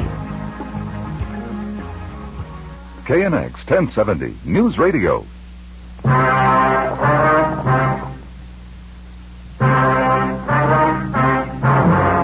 February 23rd. The strongest lead we'd had to the auto theft gang began to fade. Mrs. Betty Newhall, the wife of our principal suspect, wasn't to be found. We checked out all her known friends and relatives, the places she was known to frequent. There wasn't a trace of her. Ben got all the available information on her from the Civil Service office, and we got out a broadcast in the supplementary All Points Bulletin. We found out she had a 10-year-old son, so we checked with the Board of Education to see if the boy was registered in one of the city schools. He wasn't listed. Still no response. We stayed on it. In the meantime, the weekend was wearing past the halfway point. The other two teams of men working the case were standing by, but apparently none of the private parties who were running want ads over the weekend advertising the sale of an automobile had been approached yet by either Joseph Newhall or some other member of the gang. If they did make a contact, it hadn't been reported to us. Saturday night, still no response. 8:50 p.m. Ben and I had some supper at Johnny Coken's place, and then we went back to the office. Not a bad meal at all, huh? Pretty fair for a Saturday night. Good soup. Yeah, there's nothing like that corn chowder Johnny puts out. It's the best. I sure wish you'd do something about that coffee. It's like taking a shot of adrenaline, isn't it? It is pretty strong, and... Excuse me. Maybe that's what's giving me this heartburn. Where's Ormsby? I thought he was covering. So did I. He was here when I left. Joe, Ben? Hi, Army. Thought we lost you. I'm taking a call from Hollywood Division. Good piece of news. What's that? Newhall's wife, they found her. At approximately 25 minutes past 8 that night, a dark-haired woman in her late 30s had brought a young boy into a pharmacy in the Hollywood area. Apparently, the woman had been drinking, but she was not intoxicated. The young boy with her, whom she identified as her 10-year-old son, was badly cut and bruised about the face and head. The woman insisted that the pharmacist on duty treat the boy and attend to his injuries.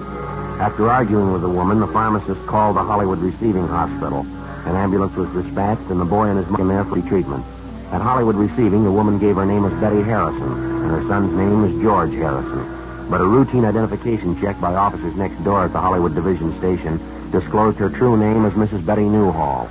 The desk sergeant ordered her held for interrogation and notified our office immediately.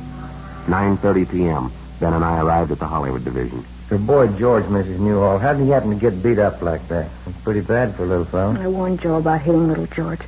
I told him if he did it again, I'd walk out. Well, I did walk out. I don't care what happens to him. You mean the boy's father did that to him, beat him up like that? He's not George's father. Second marriage. My name used to be Donnelly. I had 2 kids. One died. Uh-huh.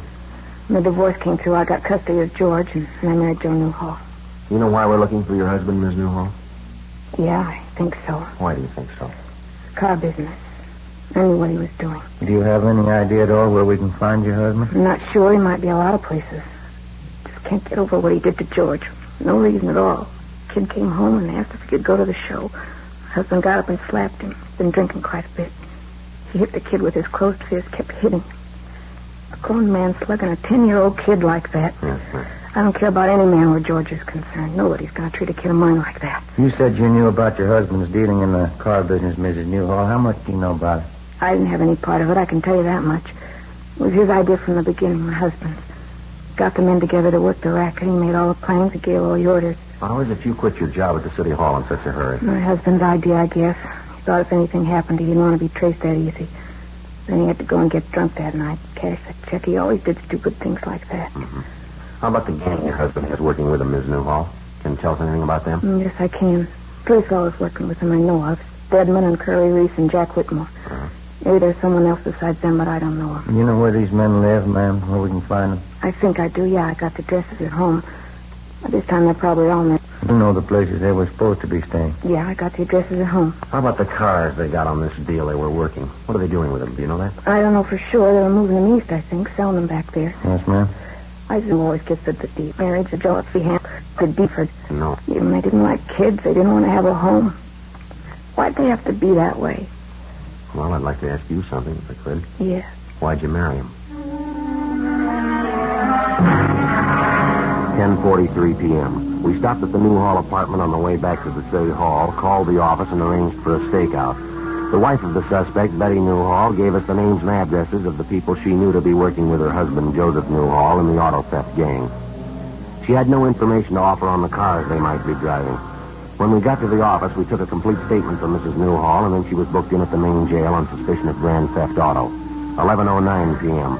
Together with Wilson and Ormsby, we started checking out the addresses of the gang members.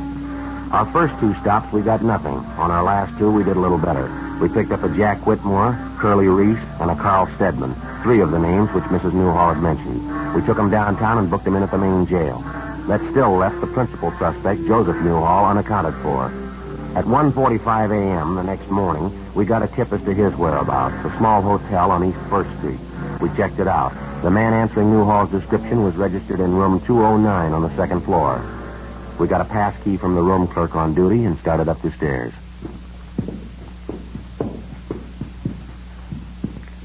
209. Down this way, Joe. All right. Here's 7. Here we are. Mm-hmm. See if we can get a rise. Huh? Yeah. Yeah, who is it? That's the man. Yeah, police officers. All right, hold it there, Mr. Down, Ben. Yeah.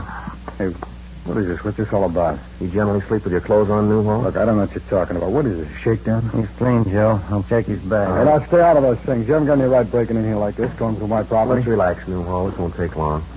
2 full pads of them, Joe. Find them in his suitcases. Company checks. Dan Barton's used car lot. We talked to your friends, mister. We got one side of the story. You want to come downtown and give us yours? You get nothing from me, not unless you're my lawyer. You can't hold me on any charges. Grand theft auto, Newhall. We've got the witnesses. We've got the evidence. If you've got something to say, say it. If you haven't, we'll get along downtown. You haven't got anything on me. You haven't got enough to hold me an hour. We're going to give it a try.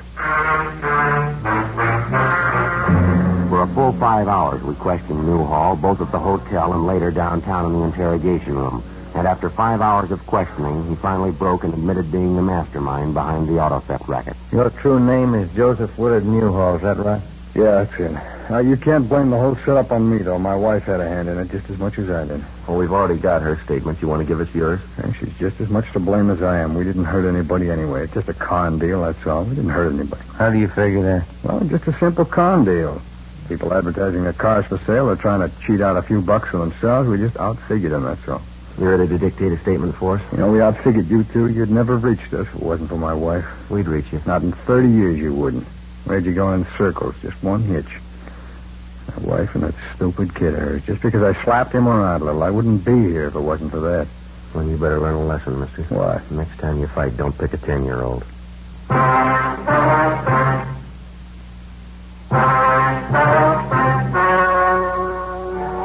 The story you have just heard was true. The names were changed to protect the innocent. On May 29th, trial was held in Superior Court, Department 87, City and County of Los Angeles, State of California. In a moment, the results of that trial.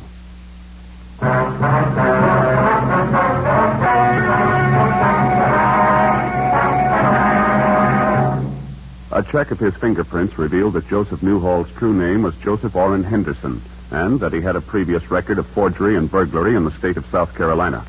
Henderson, alias Newhall, was tried and convicted along with his associates in the auto theft gang on 8 counts of grand theft and forgery of a fictitious check. They received sentences as prescribed by law. Grand theft is punishable by imprisonment for not less than 1 or more than 10 years.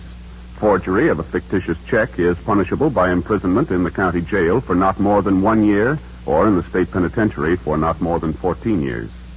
The wife, Betty Newhall, was convicted as an accomplice and was sentenced to serve 1 year in the county jail. Ladies and gentlemen, our security and the peace of the world are in danger while hundreds of millions behind the Iron Curtain are victims of vicious lies about the United States and other free nations. Join the crusade for freedom through your local crusade committee or by writing to General Clay, Empire State Building, New York City. Make a contribution to its work.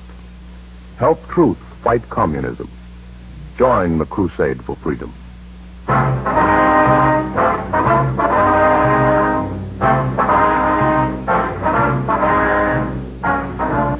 You have just heard Dragnet, a series of authentic cases from official class. Technical advice comes from the Office of Chief of Police W.H. Parker, Los Angeles Police Department. Fatima Cigarettes, best of all king-size cigarettes, has brought you Dragnet, transcribed from Los Angeles.